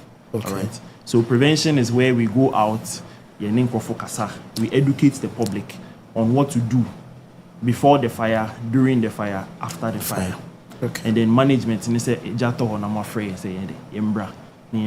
so we are the Ghana National Fire and Rescue Service. We don't only deal with fires, we also deal with rescue services. So we are to a broom, say in sewer flooded baby and you need help. So accident is seen now, or be a kaka, and we need to extricate the person in a juma. Not just the fire. No. Be bringing him. But I don't know, rescue need the answer somebody at because men time somebody rescue. Now I say incarnated in Nadia Nipa Dinimiane fire near just conquer. Intianona that's what Ghana fully trim. When it comes to the rescue aspect, okay. Mama, go back to Officer Radio. Yes, Officer. Sir. Yes, sir. A day and a day undesired fire, because I think so that's the word you use. Yes, undesired fire. No? Okay. A day and a day in the first place. All right. To study the history of fire. I go school today. I can kind a lot of information, but they share the history of fire now. Prehistoric humans now, they wanted fire for heat before they discovered say you bet me the jar and all those things. You bet me the jar protecting home. So these are some of the benefits of fire. We near my fire. We need fire to cook. We need fire to keep warm. We need fire for protection. Back in the days, no one should see that war near the identity or no. Yeah. All right. So these are the desired nature of fire. Now the undesired part is where so we are looking at the desired part and then the undesired part. Now the undesired part is where something that is a good servant becomes a bad master. Fire is a good servant. You use it for a lot of things. But when it becomes a master and it becomes a bad one at that, that is when it is undesired. Okay. Yes. Okay. All right. Officer Pia. Yes, sir. Young concentrate you on. Young starting for fee. Semi wo fear. What are the things that also me taking note of? A bit more preventing bad, undesired fire. Okay. Said I'm a boss. They can before you do prevention. I also what is fire na nkasa. Okay. And PMP Ghana for na ya adwene say you can fire na e we chiri baby ya. But me on any day anywhere me tena me kasa bia no me mani party as you say baby ani party bia no eja ho. Okay. Nipa ntimi survival without fire. I didn't say na me kasa when we look at the components of fire sa nyoma miensa na ka bom e de fire bana nipa hia sa nyoma no for living. The edikan ye oxygen. Chese baby e wose nipa tena bia ne hia oxygen ya home. Now the tosumienu ye heat said I'm a boss kai we need certain amount of heat yet media survival. And the last component is fuel. In fire science here cause fuel I mean say any combustible material adie bia itimehye. So meaning say ye need pedua na ankasa no is a combustible material. Itimehye mane ye. Meaning say be bia ye wo bia no sa ne o ma miensan e wo ho no bi be bisa say ndia den na ya ye hu gya no said ye ya ye ka no no. San your mammy and saying, and I was a drone in pempensuo bia, ebetimi ahye ansana ahye okay ti say yeah who ni say yeah we can never prevent it. Okay, so no matter where you find yourself, there's always fire there. Certain amount of fire there. Only 2-3 more. A brow ma me prevent it. When say, hey, and then we have no oxygen waha, heat waha, fuel waha. Then any can say, protocol say me money is saturated, me money bro so it do a rate of oxidation na it's me ashe. So what me take it this note, I wow, I'm out to me prevent it. The fire be say ABC.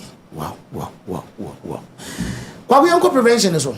Aye, supremo. Yanni can for fear the answer about any story. Get from free fear. Nanka you a jack pipe to fear. Okay. Once you will fear the boy, you say a kitchen, a say a hall, this bedroom, send Nayana once a month necessity. Yeah.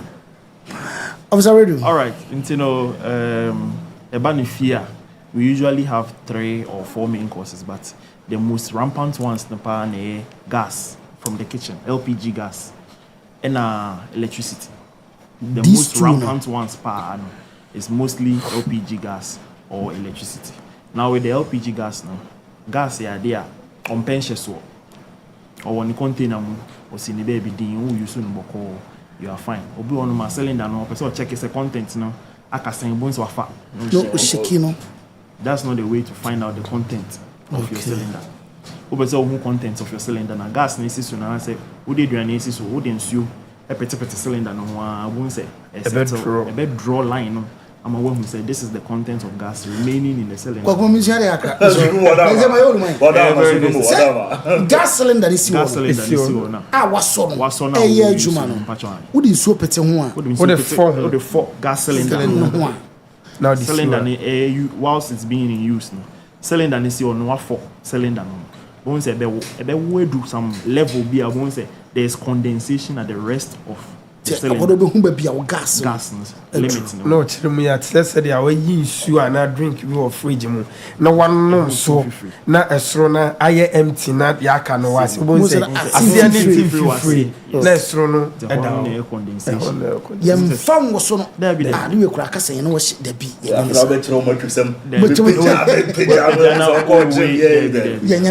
but the also also has another aspect. Okay. So also gas cylinder now, and also meaning say you are dealing with a different thing altogether.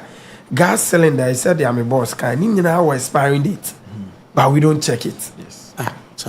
Yes. More than 15 years. Papa Montroy.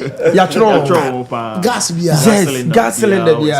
Nemo your problem I mind when they say majority of the gas cylinders now you're using is refurbished.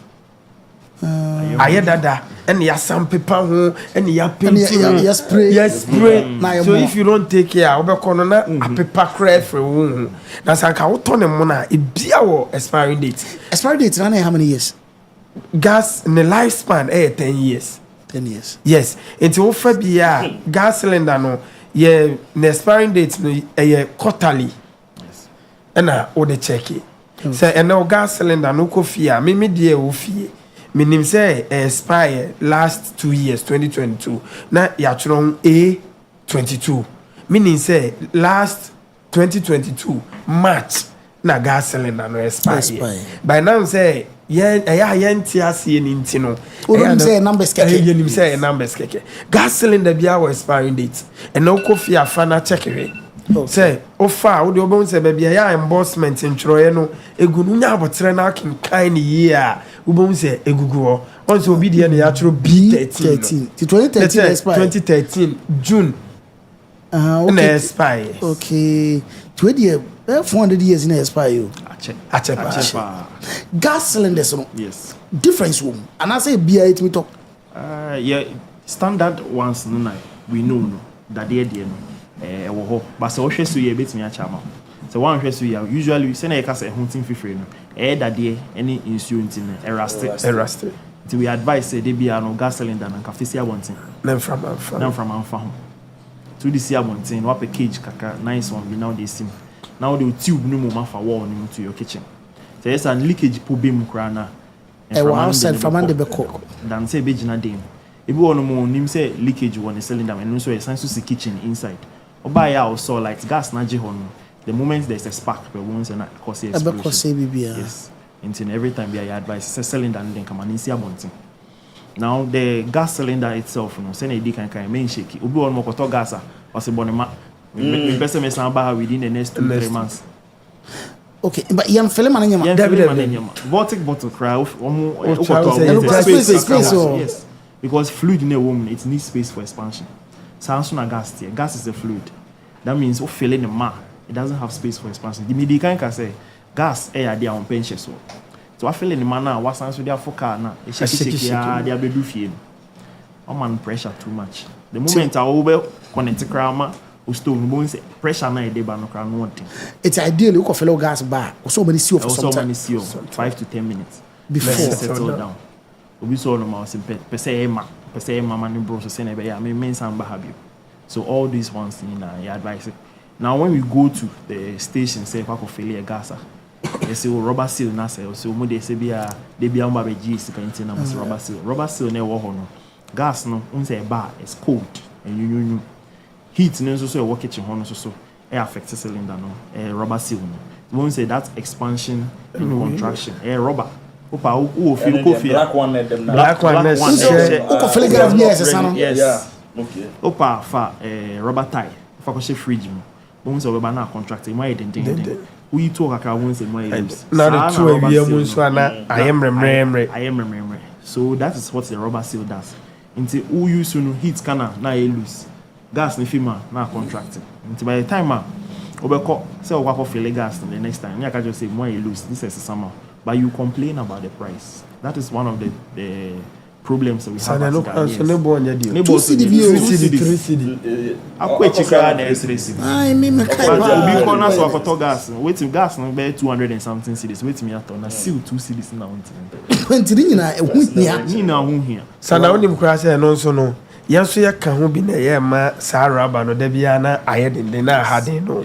The way I faso e use ye gas. What you saw you cry no store regulator no we be so na store pressure no e da so e build up oh yes how do you switch off your gas say cylinder yes you are cylinder gas even say stove na no me kwaya dey na ma so stove okay ti me am do stove na no say store pressure da so build up yes because gas no crowd which is wrong it's not supposed to be so. There is a regulator on the gas cylinder. Regulator so. You will lock also. Yeah, lock also. Into no over bedroom. Ideally, one way do an area when say you don't have been. Instead so bedroom no stove ni ho. Or some kind of gas cylinder no regulator first. Asa no bedroom obe background na jana edum so.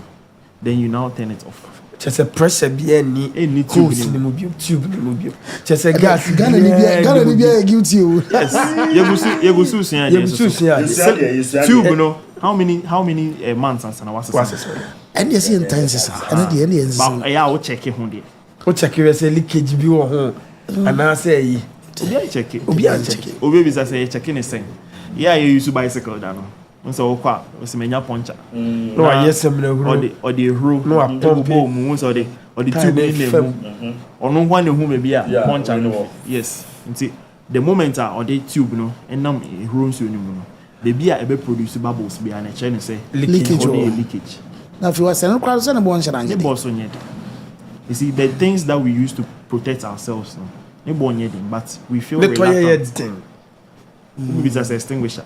How many homes, Ghanaian homes, and the extinguishers? I know the entire navy. Or you say, oh, you didn't see you doing Germany, but any jabia, you did so. You do know. Yeah, but when there is fire, you be bound.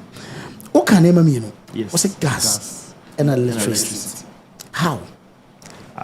So with electricity, most of us know. A young sky, a basic a high dime.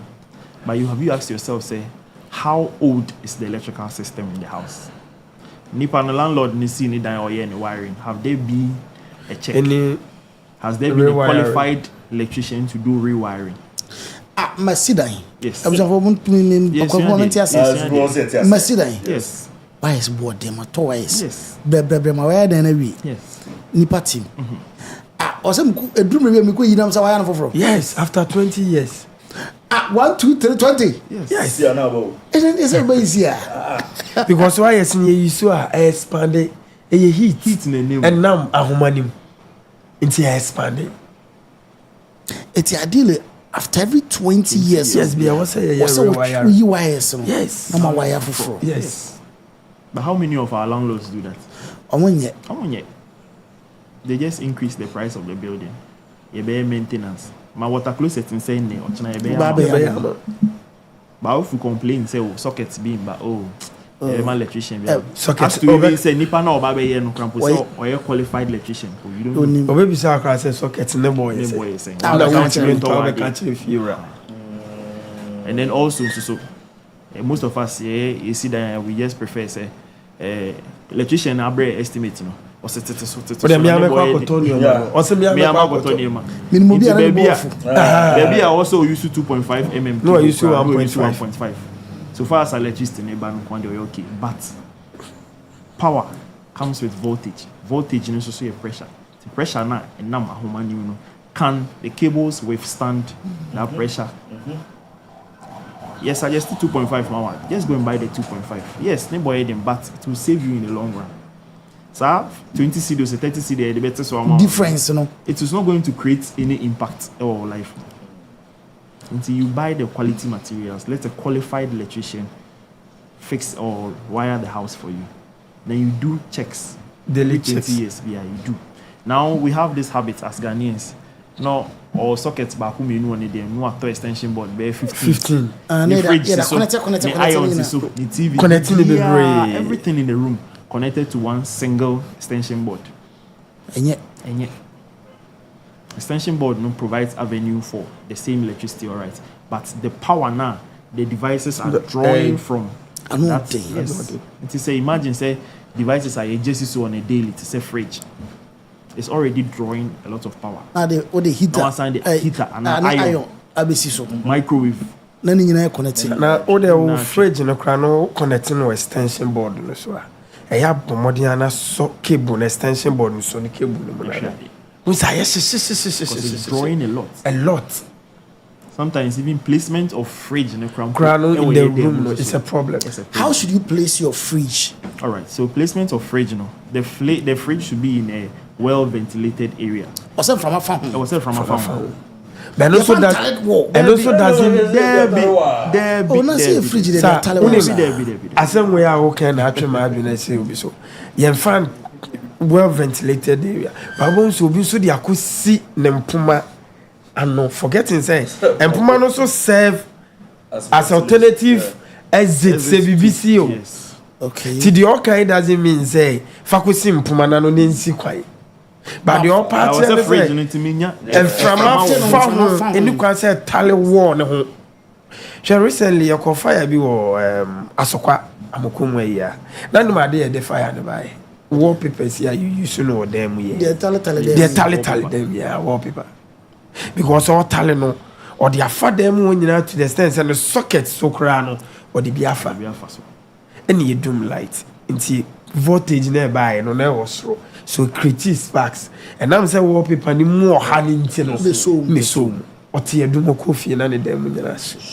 So all these are things fine we will use, but we need to precaution. We have to be careful. There may also patching and say we are ignorant about the electrical gadgets that we use, and also the causes fire no more. When you look at the causes of fire, ignorance, carelessness, laziness, negligence. Some your man getting when I cause a fire. Let me take this mobile phone for example. We buy the phone, we use, but do we even ask ourselves, say, how many hours are we supposed to charge this phone? Well, you better.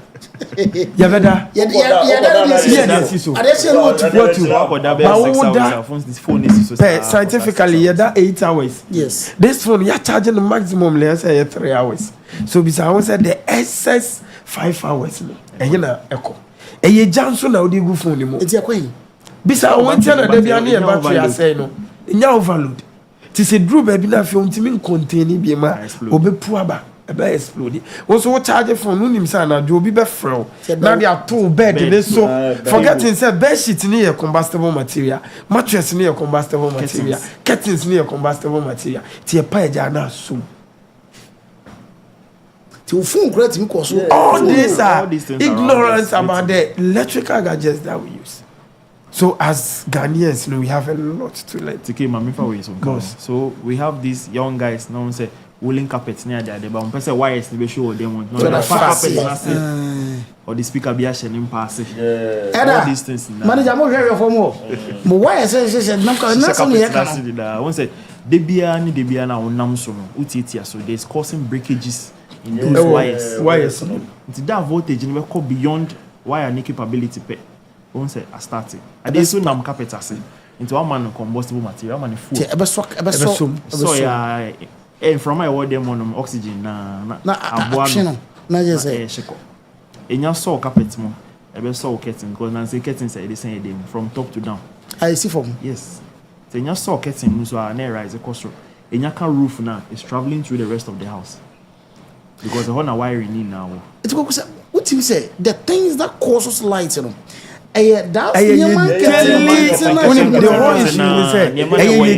activities na ye no hwe one ade ba kwa awo ho pa ne say me da bia me ka time bia ba so a obi e ka bi single room self contained ne ya high die that nyoma was you using for a whole household no ne ye di nyina be single room ne ye use it beside wiring system it's been overaged. Yes, by yemisa carry okay my better than my say we dan mu o simi here condition na bo oh me a young guy me ba no na dey asem here microwave no dey abesi o single room no na ni be ba ne ho so no na dan e ho aso young Ghanaians one thing I best of the output the time years I didn't me here na me so na adwuma nko ade am okay but we don't think about input at the crap money adwuma no e be the 2 years is here ni abre no because we are not proactive there be a time ade ni siwie and some your solution to it the same thing na your team na ya na your ref say you use your electrical gadget no e wo from say ya na ceiling ne so na ade no there is a process going on. What if you why from the good dinosaur no if you baby never to be sound said the good ceiling so no it is saying once you go who you should know na why yes na expand the ceiling so na expanding to expand this and fabricages abem papa se mu hunu ayo ye wura mo ko se mu hunu ko se mu hunu asam no brand ye ka tire Ghana cause I say hunu be mo what dey na Kofi our bedroom so bob si so a plug in microwave and that's how you on with the brightness it is telling you something. So where you are using that gadget and it's inappropriate. You nim santia easy for when you do no internal make us say we are ignorant about a lot of things a lot of things we need to learn.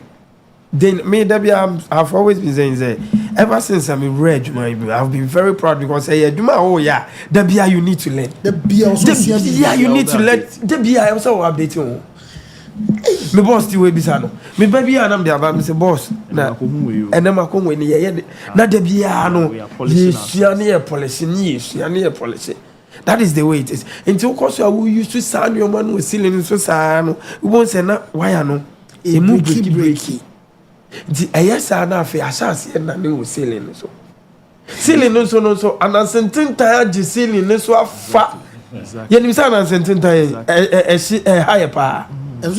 Yes. A transfer. It's serves as a medium of transfer. A journey from one point to the other. See, so I what's it? I'm just the content. It's yes, you meet us here. You use to fear and certain time. I don't want Fabi Bruno. You're cleaning. Because Bible class cleanliness is next to godliness. You clean this annual man. You go fire be na you drain. Meet an a boy be say anoma say den or den ne bo no ho no dia kwhye nti start say tete no e de so and the man so and they spread it to ceiling. They do ceiling, then say the whole house they spread it. And yes. By a way, and carry. Say your name say yes. It's daily housekeeping. Obi on motor ade na say old one na say ya on person beto atwene. Yeah, holding your man. Ade I say na hye dem no hold it, no pile. Obi on maybe an corridor we be obefa de pie. No say wa hye sa na ma si o. Minyeska ma kwa sisi. Minyeska ma kwa sisi na gugu bebre kwan ni ma. Da be be si wo dem on cry. And one about structure to go outside. Kwa yesu ade. Ma yem ko sisi era no. Ma hu say eja so. Me fee say be a gas. What should I do? Because my kai story be a so high will be fee. And an a gas chato mo dimirika ko pijai say on beso be shi will be fee. So the kwabon say he died. Yeah. Eja to me fee say I am around. E dia na menye. Okay. So question way is one of the most asked questions are and then the advice we always give is number 1, call the fire service. Emuwa. Una wa me mu aye tintintin so kon na be wia wan kana juna be ko police station akwa boss who nim say mu wa una wa me mu aye tintintin because who nim fire service in the number. Yes. Your nearest fire station kra who nim the number. Nim access, you don't have the number. Me say menya course be 4 e ba me pick you ba obi be na ya fire for mo my number is not fire service number. No. We have somebody at the station. Need the say every day. That pick a course. Was a person number. Na kwaku apia there na ope. O from na man farm no fire service. Me nya ro uniform na. Say crowd education. Yes. That pick a call. That pick a call. So first advice, call the fire service. Now find out. Maybe I say we to a new area. You find out. Obi on mo nya 2 quarter na be na o say me pe. Maybe nearest hospital, nearest police station. But what of the nearest fire station? Omusa. If school I mean mabeko no bisa. School papa be na wa. Sorry. No bisa. Sorry be no mu ntu. Yes. But as to where is the next fire station? Omusa. So first thing we always advise, call the fire service. 2, get an extinguisher. You buy a office order man. Fire, what obi share we nim number na say. Okay, so yeah, centralized centralized numbers no, but we always advise say pay station your nearest fire station na free. Yeah, one metro fire station. Maybe I send the contact be easy to even memorize. Na what they are told platform so Ashanti region all the fire stations no numbers is na was so into the man and come the man to so say into me boss be bobo we no be ma yeah e wo edum ke me metro here then 03220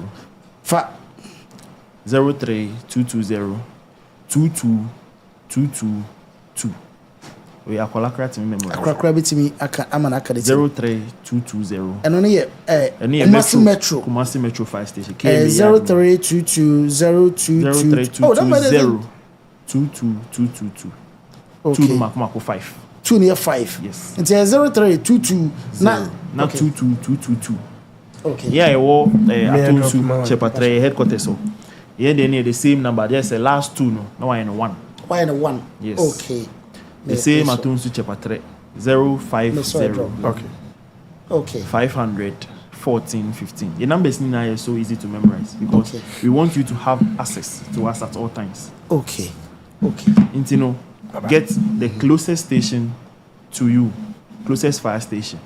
What the number? You just approach us. Oh, me pay fire extinguisher or me them. Teach me how to use it. Yeah, do better training. Wow. Nobody will charge you may train you on how to use the extinguisher. Monday, the mommy gets here, says me here. Monday, some buy and I'm a catcher say. I dance here. Really, I dance here.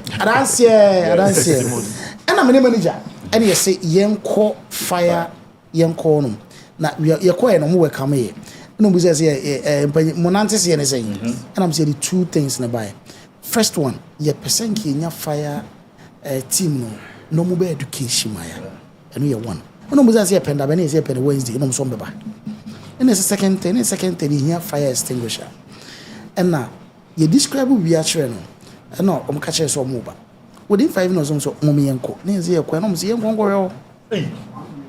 nipa 2 fire service 2 ne but ombe ha omoje musika dabi one person one person akrama ni bi eno mo ba ye be survey ha ye kwan no mo che ye be hia 2 eno mo saka che kra na ma etim se we hia bibi e frɛ no smoke detector yes eno mo ye we ni process bibi a eno mo se omo ba etim nim say the next day a ball within 2 hours near we had me programs here and on be bopun no mo say o ma bo won be fix it na mo say na see am mo lor fe no mo say there be na fixing no so mo say adabi any catch am say ye program it is nke betimi ankomo e be twen a no mo say on converse about the next day anopa me no adwumom kro no mo frame so mo ba me buy o mo de ba ko ba ha ba fix smoke me buy kro no mo ko one person obi an charge me it's you know we dey enya mo na mo beka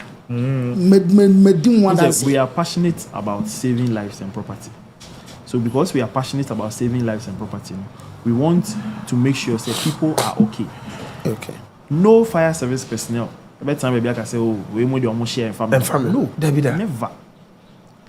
I didn't see that because a woman now we have the passion for saving lives. Training now, that is the spirit that has been indoctrinized. Over now, you are passionate about saving life and property. Officer Redu. Yes, sir. Baby, I'm a team meaning fire for number. Okay. I feel you toss 2. Meaning Quran what them. Okay. Fire extinguisher, meaning se betobi, inti to minibi. Okay. And I draw a bobe 11 ameti. Sorry. It's ato. Yes. Minyede. Okay. So first, but your number, you know, numbers in the Ashanti region. Numbers no and a screen. The first thing I had dream pa no say jato baby a smoke no nipa na nsana fire na nkasa the body.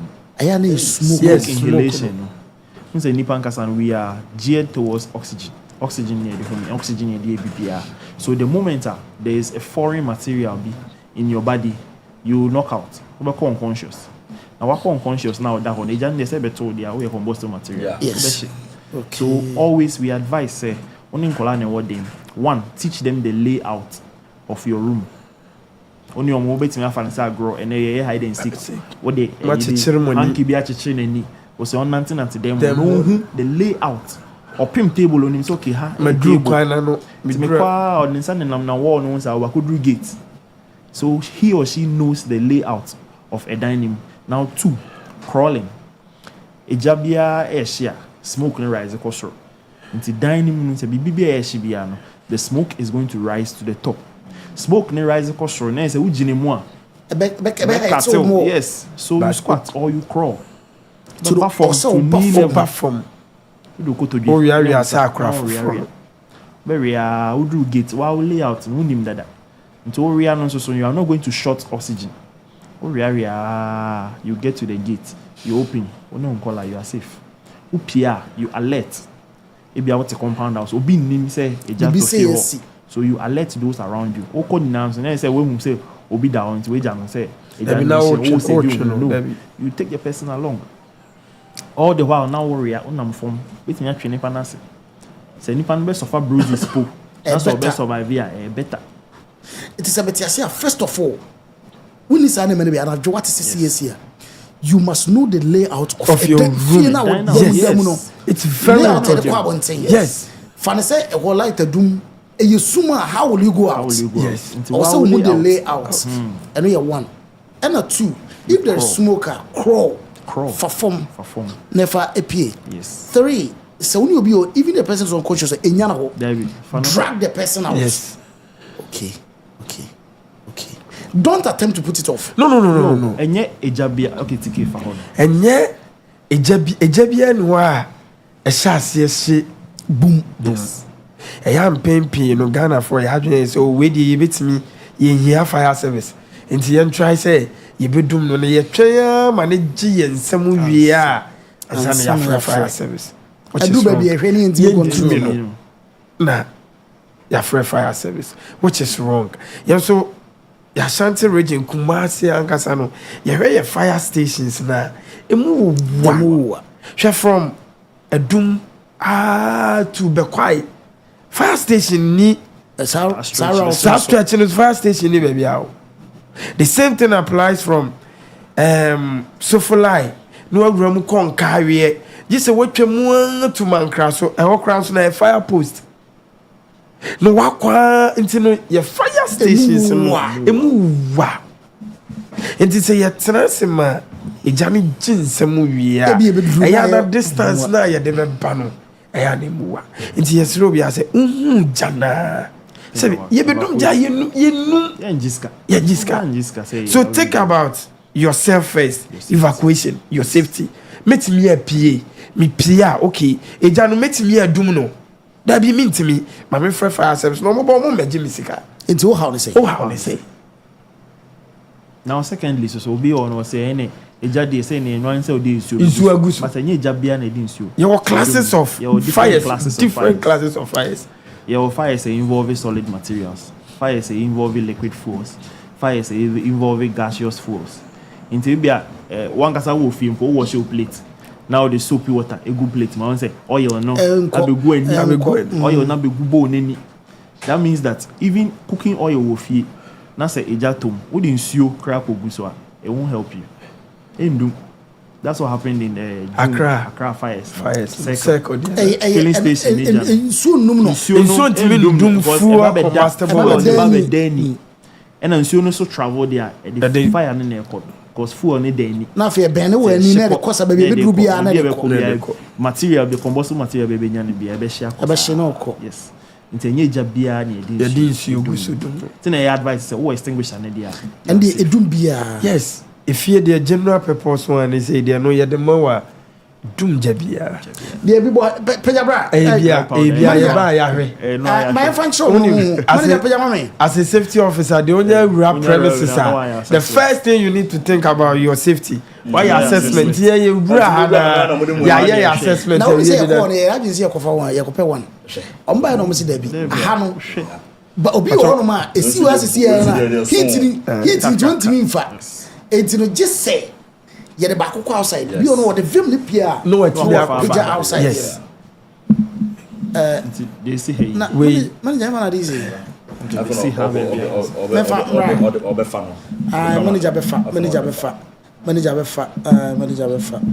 manager gas. Well, you see about 48 years in here. Yeah. We dry chemical powder.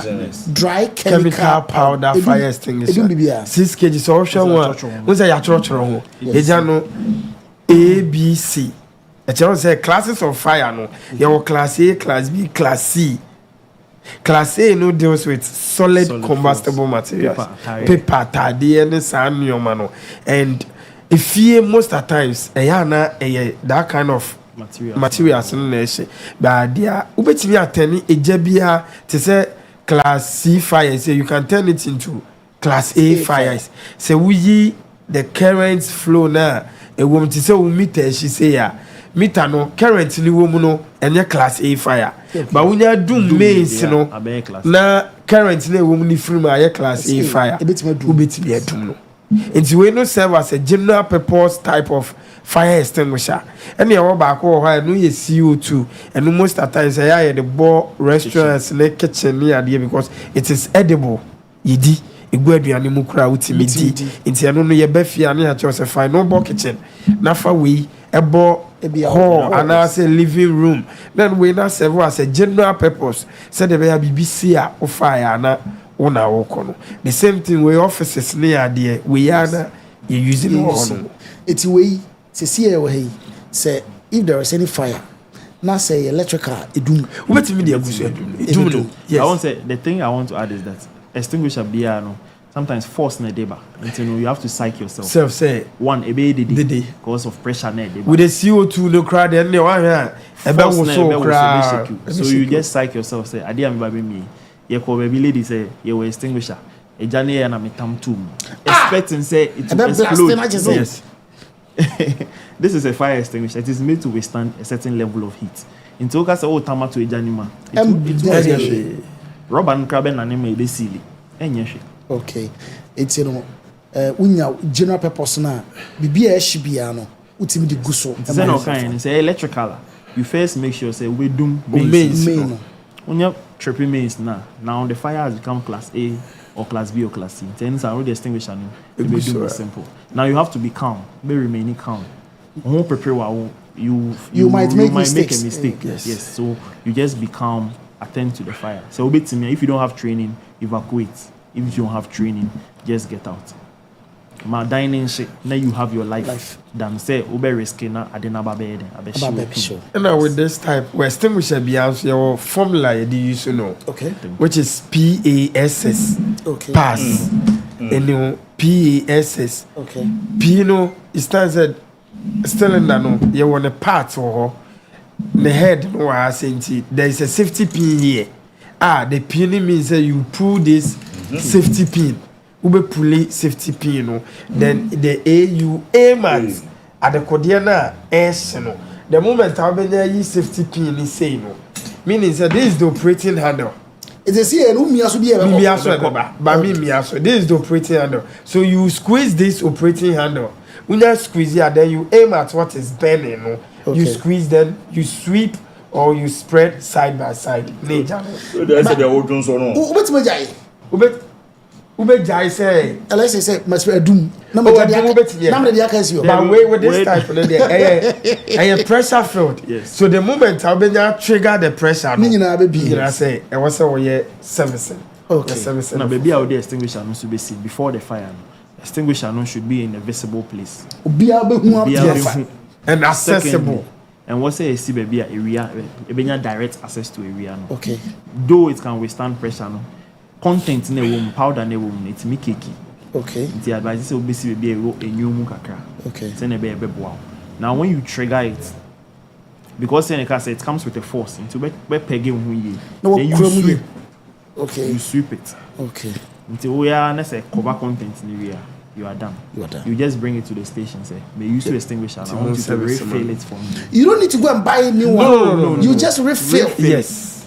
And refill the crown. One funny thing is the price of the refill in drew half of the main price of the main thing out of the exact price.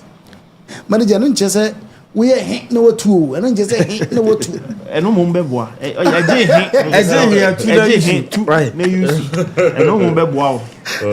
Yes, because the powder in a woman is called dry powder. Dry the contents now a good so a blanket and prevents it from spreading. Okay. And it's our blanket and they protect you. And say even if it's a small setting, just use it. Save yourself, save your property. If I have this and there is a gas cylinder, not a jar tuma, I can use it. Yes, but we are looking at the fuel. Until if there's a fire and then gas leaking into the air course. So first you cut the supply of the gas. But they tell me a question and they say recently me kwa year so mo no aduane no. Omo gas no edu echi na say it odumenu. Yes. Na jano kwa na control. And one so pija seed we bia so until say no dry. Unim say jana gas jana ni dumafo. Okay. How? Ni nyina no na ni dumafo. Be ya na ehunti ya fro say e dey na e be explode gas de no. Now, today we are telling Ghanaians before gas cylinder but they are exploding, and yes, heavy amount. It take a heavy amount of heat and sana cylinder no. Nti anya say e dey na na ye ho pray obitimi tam no abetwatwene gidi that yes e be the seed no. Yes Ghana for calmness. You calm yourself up otobo and gas cylinder say share even if common plastic buckets keke ne cylinder ne kese eyepe now the cataswa ijani bedu. Oh, okay. It means you've cut off the oxygen supply now. Yes. Very simple. Okay. Be ya na ehunti akukudro now the bigger buckets no that is usually what is. And also we need heavy cotton material bi na o wet in blanket bi na wet na o the cover ho ejani bedu. But ehunti because kwa ye dey ko ye na se no memma bro na mfrɛ manager so memma no we chiro we go from over ye go from over is akukudro now will be approaching that is the thing. Wow. So they are say per blanket and a bottle sack and then take one and then rubber bottle no jute sack jene bottle and only e can was phone heavy pa now they are it's cylinder And so now what locking tight man from an enco. Ebedu. And that's how the head na. It's so that bomo the other two free. So but no the ya na into the baby so say obeko ho. But me as a fireman, I know how to go about it. I mean, you know, break the supply na na ebedu. Ti gas jade ya na musa. Say the atoye so no. And that's the answer. Kwako, my last question answer na mo bo last question na ya do ma se no mama ye o ma tuefo na ye ko no. E light ato ejato ha. Ye fa na se yetima dum no. Okay. After now watch it before prevention during after no ibibi o se ya na. Yes. It is a electrical fire. Me say wires be touch wo baby. So immediately you do now you call a qualified electrician. Okay. Number assessment. Okay. So also rewire the whole house crowd. Do it. Save yourself. Rewiring is not equivalent to the cost of your life. Yeah. So you save yourself, do the rewiring. Say a gas cylinder. Usually say a kitchen, not a gas, a cause fire now. A stove, cable, and then the regulator. Change them. Okay. Obi one man in socket won't say I know why black. Maybe or the same way jumantin send a ticket we are looking at the output. Plug here then I say juman kwa dia. How do you plug here? Okay. No. It's inside. Okay. So you see those things. Say your friend is smoldering. Wants a plastic and I'm black. Okay. Say some. And you call fire. Obi laptop. On him say laptop to me by you two cable no if you plug in the socket you realize plug in the 3 pin no e hun na black the beer and money na the shame inside until we won't say extension board be aso kasa overloading now better say until whenever you are fixing it na say a shaky wo na mouse at sound now you should know there's a problem. So after the fire I always mention this, get an extinguisher. Who will be crying now? Let them service it for you. Extinguisher we service it after a year. 1 year they say a sticker never you realize there is a year duration. Until every year you service it, bring it for servicing. What they buy a station? Oh, my extinguisher, me use it, but I want you to check say the servicing. Check it. You better amount. So where you use so a fabra. You better service because you don't know the reoccurrence rate. Yeah, extinguisher and you say and but the way it is designed, whether you use it or not, it has to be serviced. It has to be pressure need to make form, powder need to make cake a whole lot. Tube will it me bubu a whole lot. Into whether you use it or not, say service date in the drawer, Fabra, to tune in the service from because we the buffet, you know.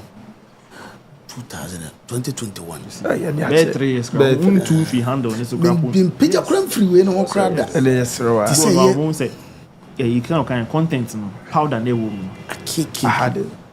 Pressure na was on crowd be free so you bring it, we service it, you refill it, pressure you top it up the gas. Now you solid. Anytime be out be fan out be operate it helps you. Kwaku Supremo. What question? Mobile tripping. Feeling free. Yes. What for fire? Can be or you so adjective is a qualified electrician. Metina NTC Massifi and I'm office be me project be. Menya sure na se me call for fire wa obetima recommend the qualified electrician ma me ana because in say electricians don't move around me na first Supremo me pele boy yeah good order better change socket man say omutimi recommend the electrician ma say electrician we there o kwa say ya ombetimi ahwe adwuma na ma you know near the very first one Supremo second one is Supremo so the where you na ma Lamborghini ni na mtanwa fuel stations ni gas stations no omugugu kwa no sa yeah no aya na omo permitter omo de omo baji fro omo ho no omo wo kwan sa na se nisa na omo baby omo wo ana baby omo na ye and a third one so no mo ka so omo rescue officers yes say accident is say car accident I was say you frɛ wo mo ana say you frɛ police ana you frɛ ambulance ana say ma boa e te say me kraman waka wo gata mu ma na afie wa hye ba bia e wo say no so me from because omo arrest saying it is supreme tin no kuna coming kasaba manfo ankana nye for because na kama custom ma me ani mbonu tutu smoke detectors yes na said ye na say because we buy we media bo ha e bi bo ha ni nyina no on kire mu kire one we go ka say light all right so let's start with last question smoke detectors na juma next thing ni din kra che smoke detector inte bia enda foul what that baby bibi show all them smoke no you can say smoke rise e kosoro tina smoke detectors na kosoro inte wasoro no smoke no detector no be detect smoke no otim pampan smoke no pampan a obe blow alarm inte what da kra na sound na e be bon there is something usually wrong. Yeah, the ball vantage pointer smoke no rise kosoro nko dia e be touching so dia e be trigger ma serves as early warning so it serves as an early warning or early detection system. Yes, if you be any yes. Every room be in the house. Yeah. Every room in the house yes, also smoke in the nam so sa ni rera in dining. Na kitchen eh. Sapepepe. O say ni na obobi. Okay. Obo ono say about kitchen na me am inu aduane I detect. You different types of the detectors. You will they detect heat and they detect smoke. You know hybrid one. It detects both. Until all the heat there no a bubble advantage but yeah has say you know if you use the heat because of your weather conditions the smoke one they recommend the man for so smoke no dey no detect smoke bra if you want man say man no omo no aduane wo so akoshe dey mo TV kaka onim say na adwen wo aduane so but there's going to be distractions into one say bibi shikra wo kitchen ho a e bo alarm na eh meduane won so akodum no I safe so before you realize say I ate too late no the smoke detector will let you yes kitchen baby ade be ball yeah every room in the house I will say be ball now to your question about the rescue say accident nesi na say obi anya trapped yes remove for police so obi anya trapped say car me no crash na say obi akaka anim yes enu de ejuma ye ba ye na e wo tools yes okay Fred ya ejuma ye na e wo tools cutter na ram na dia ye be ba be cut car open to extricate the person for police they will call us to come and tell us say trap it so we should come we have the as long as you see somebody is trapped lady fire police fire say normal accident na so be anya trapped there then it's accident a fire count there call us so if accident na say nipa trap or car anymore call us and to your question about say maboa or aboa a trappy baby yes call us Juma it's part of the rescue obi on ma wa invest ne pet ne source of livelihood into no ka say aboa there no it is your job to perform rescue cause minimum bi a wato abula mu a akra almost akwa bi abula tu yes, but we have the training for that. Okay. So ebure mu gata mu obi nine so nam kiti and obi na kwashe metal grate Juma. Okay. You call us, we have the spread. Even a dire bugu a man for Sunny fire for until you it is a Juma. And the one was a bees on what a hammy. We have the dispenser. Juma. Yeah, ne bet me a dispenser on mum baby. But we don't know that ninety. That ignorance we don't call us, but it is our job. So we do rescue, all types of rescue. Okay. Yes. Okay. Fire service and rescue. That means whatever. Say nipa na toga temu, say flooding, say air accident, and nipa trap or car call us. Okay. And to the question of say now will be when you look at the functions of fire service, your functions back with the kind of say we give technical advice on building plans. Okay. So we be sit down, before I will sit down, I was say what they were drawings, about fire service. So we want to. Yes. I was all about fire service. What say you come on certify you architectural they will not certify you. To amunai, omo de bambo chire mo ana. Omo de ba. What cook here me what they plan call omo de ba fire service. What be building plan to omo de stop work. Omo de ba fire service. Oh sir. Yes, am I also yes share. The fire, the electrical, the fire engineering drawings, yes, ni nyina the same. emi ehun ti asori dan akese ni ade a omo sisi no e yo ma sede say omo de ba fire service emi ya hwe drawings no me ehun say we let me take this opportunity to say when we talk of fire safety it's a shared responsibility. It is not the responsibility of fire service alone.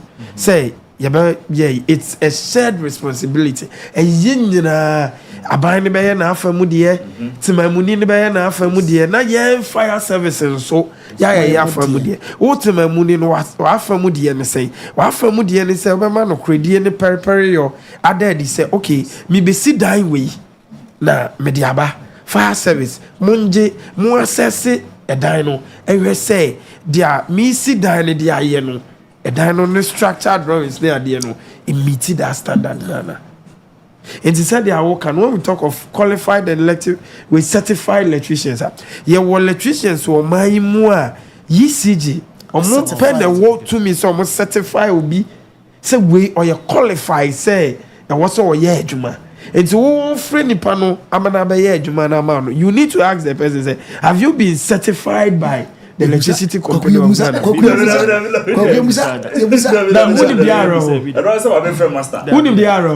Oh, Madam for Tababa Tababia will be amateur. Oh, Baba Thai electrician. Men friend na o meye juma yimao. Na shabu shabu. Mo abeke kan waye bia bom na wiring. So some few years, no about join wires no. The yani rev so all joining wires no. Eje fam no na expanded. Na expanded no be na sane. So be sane. It's a more musifie. Oh, you any on betro ho a na ye ko. It's enye cry. Yeah, inspected drawings now we look out for exit. No, we look out for exit. Exit. And if I thought that's a main exit. Yeah. Where is your backup exit? And let me take this opportunity to also advise Ghanaians. I say, Adiaba could be abaso a you higher pie this China doors yeah. Abbey. Yes. Last time, seven Ghanaians, we are. I mean, when it comes to security, there we give 100% attention to it, but we don't think about the safety aspect of it. China does a higher papa. Yes, sir. Yen can't say more moon you so. Yent mean say will be a juma, yen will be a juma, but before you be you so, yen pehunim dear. You say China doors and say, oh, looking 1, 2, 3, and 2 bear 16 times. And so to the most a year when they say heat can a clock. Now she inside mechanism they use not 12 the key who the key crane. So what should we do? Because Obi is a few China don't the day be how and the burglar proof akronfonti ni burglar proof and then there is a mechanism and burglar proof no it will be why so who inside that you can lock it open it from inside na do safo baby agu say BBC we be no we pie say windows no be on mo ja room be no mo ja one space a e ho no de obetimi atum yes yeah the key to we be a window no na min ka man for ira ho na no ginya se asem ye si na sini ne mai eya na rock because tell me kunu so friend you ma bi sa na me as a fireman no eya na eya mi just say ye brate enye ye pemi say emrasa but we have a problem there no there Ghanaians know so we've been saying day in and day out in terms of logistics we are handicapped. And so we are doing this kind of education about Ghana folk say we should take our safety very serious. Safety what we want, nobody about. It's paramount but very expensive. So if you don't invest into it, a bar or rebel. Questions you answer. Talking of this fuel station, yes, a master say, and then ye to chrono looking at a square Asia roundabout here was fuel stations ebe say ye de drawings beba na obehwe no na eho has been demarcated for light industrial area near there eye kro no na nyini to sanyoma no so the only thing we can do is say we need to take precaution because say you know na tibo Corona nyina kotono corona nyina no kwa de nka boss yeti ase o but nonsense new ones here by the ekwa ho pe o. Yes, the fact that Ben Kwan Hono doesn't mean say okay. The precautions now. In whenever a fuel station is being opened, they have certification. EPA, they come to fire service, EPA, fire service. Now will come and check for certain precautions. I'm checking and say you meet the standard.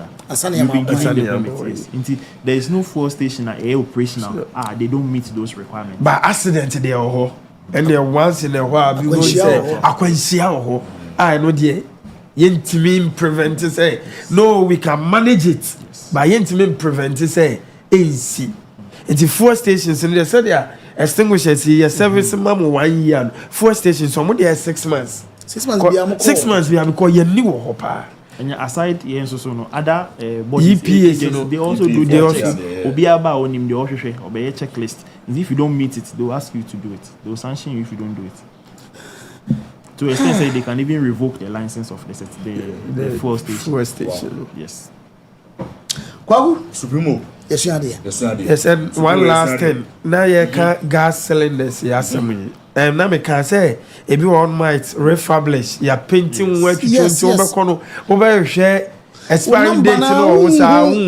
There is an alternative. If you decide check it. Gas cylinder no where you see we na asana cylinder na ye empty no ofa no wa shake no u shake ya gas cylinder na ye hu no there is another rubber liner in it. Okay, I protect say gas no LPG no enka dade no direct into no shake not say bibi ya chichichichi wo ma so say rubber no yeah rubber not tete agu cylinder no mti IS5. Okay, it be on Asan, Bafuma Bonze. Oh, so bibi the mo ye the ball be the yes. Mahusa will say yes. No, it means Robert's not it here IS5. Touching it off.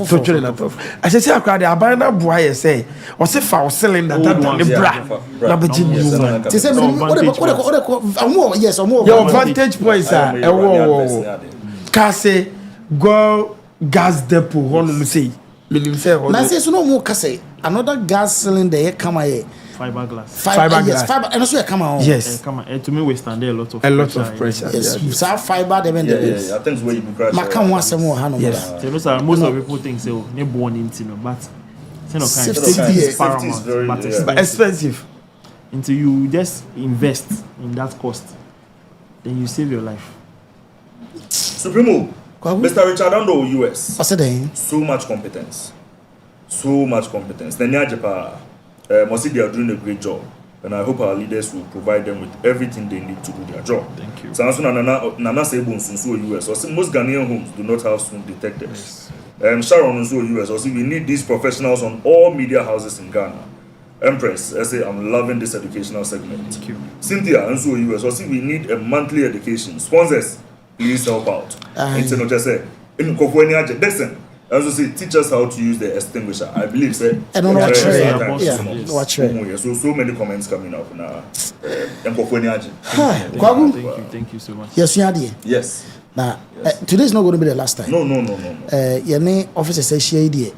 You better find a way, sir. Numbers on how the two screens so. Numbers and for the Ashanti region in Pachofato Swams is here. Very good. I was about this is the numbers. Digital address station your substation numbers and there was shown. Your metro, a one of the MICC and a confornoche at the end of Twasso. Your Menshia, Ken Westy. Your just so Mampontin. Okay, Grammy, a just so Konongo. Be quite Obi ono was my friend number na obi amfa. These are the specific numbers for all the areas. All the station, direct numbers to the station. It is a what call no say we could make inquiry and get the amount. Yes.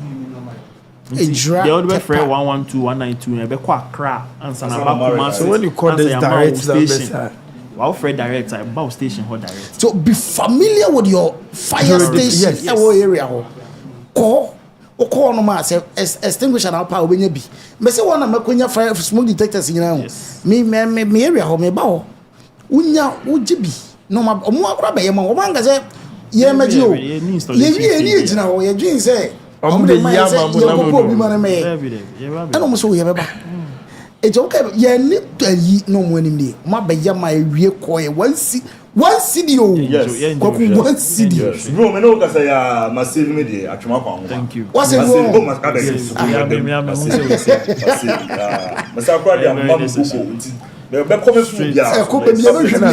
Boss, you take opportunity when you fancy sorry, mocks corporate organization. I say when it comes to such education, you welcome you be and sorry no, yet the spiritual aspect na doors. I feel when we should come to the physical aspect of life. As for no, yes, Kami Musa, manager say Musa say, obetimi bom pae. Emma a jet in Bashi obi building and wouldn't one funny aspect. A jam bro hard my attributed to Yena number ye be and I when I yes spiritual and so be to me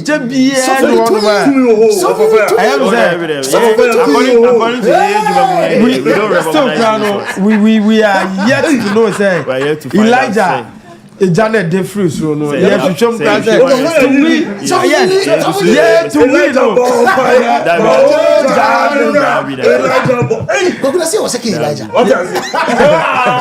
Oh, me a Christian, but to me, no. Penetrating that I've gone through no evidence and idea. We are trying to prove beyond any reasonable doubt. No. There was something attached to it. So there is no any spiritual fire. Be as a will be the told ignorance near dear. Yes, sorry, no. Say, invite you. Sorry. This is in Quadrasm. This is the gospel according to Saint Fire Safety. Thank you. All right. So, yes. So after the fire, there is what we call attestation. Everyone will say, "Oh, how do I recover?" Yes. So attestation, you can get it from us. You come to the station, no more 10 days will fire me. No catch your maybe I'm a meter.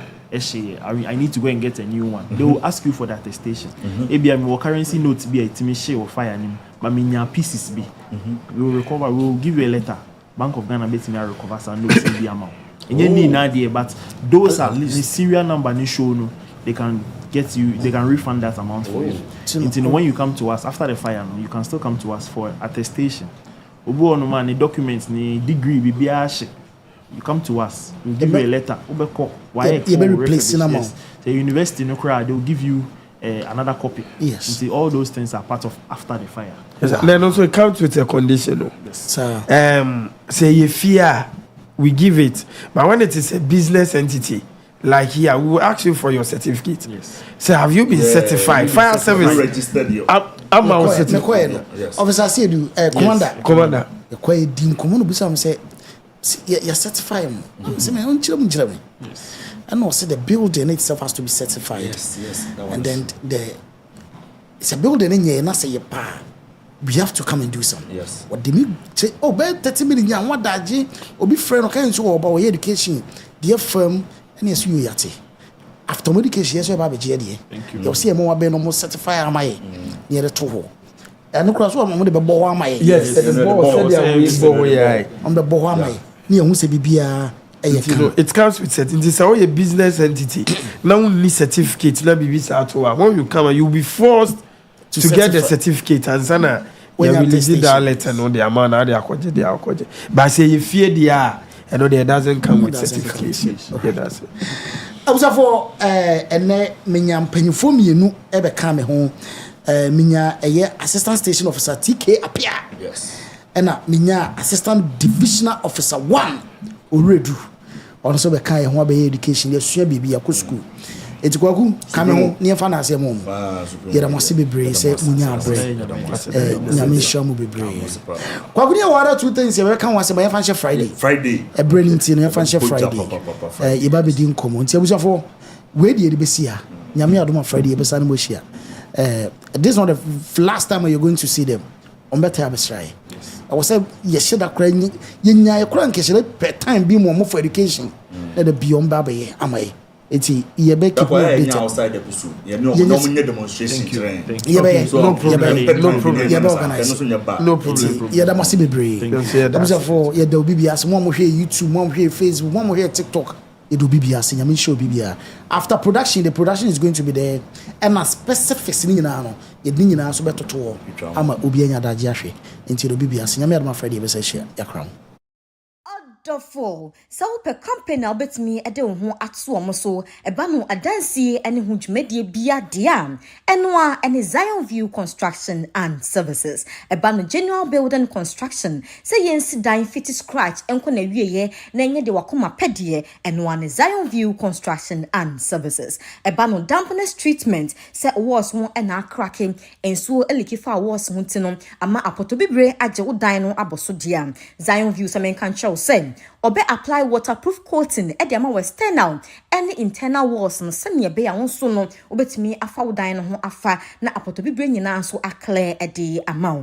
ebiemu no se ba no Italian graffiato se was yi abefo de ya baby a wo ho as scratch lines ne nam ho fefefe eno so no omudi sa dwumade no kama stamped concrete for compound se wo pe concrete papa e de aya o compound a e be che na be san so aye fe e de ama odia fashion Zion View Construction and Services omo ensa ebano epoxy floor me pacha so ope epoxy floor papa ope de beche edi amount ope de hoho etunan edi si ofia obeka se emom o floor si eyefe so ope edi amount garage floors basement countertops and na sempo no ope ne so commercial dwumede bia udi se bank bi na wusi restaurant bi na wusi hotel bi na wusi enwa ene Zion View Construction and Services so what Ghana anase amano no dia na ope company a ombesi ofie no SSA dia me pacho for numbers we say 0543 123829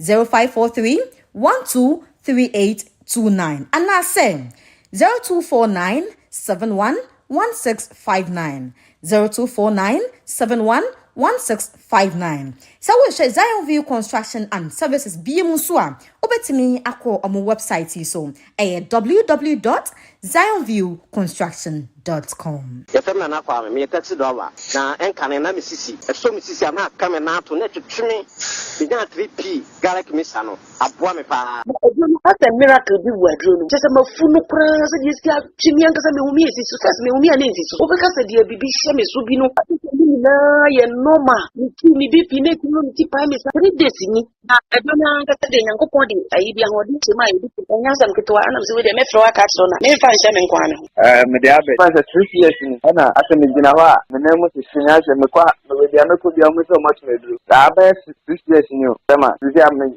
ye maji se ene me jaina saya le nem kumi preko ene 4 days ana me koto 3 garlic mixture ni tema me kase nyankopon ni yam se ende ya me no kase me ho atomia me din wa me ntiase 3p garlic mixture ubenya bi wo mamu pharmaceutical shops and herbal shops Fred Piwak e wo 02489288824 and 020100002 Spice is nine, ma.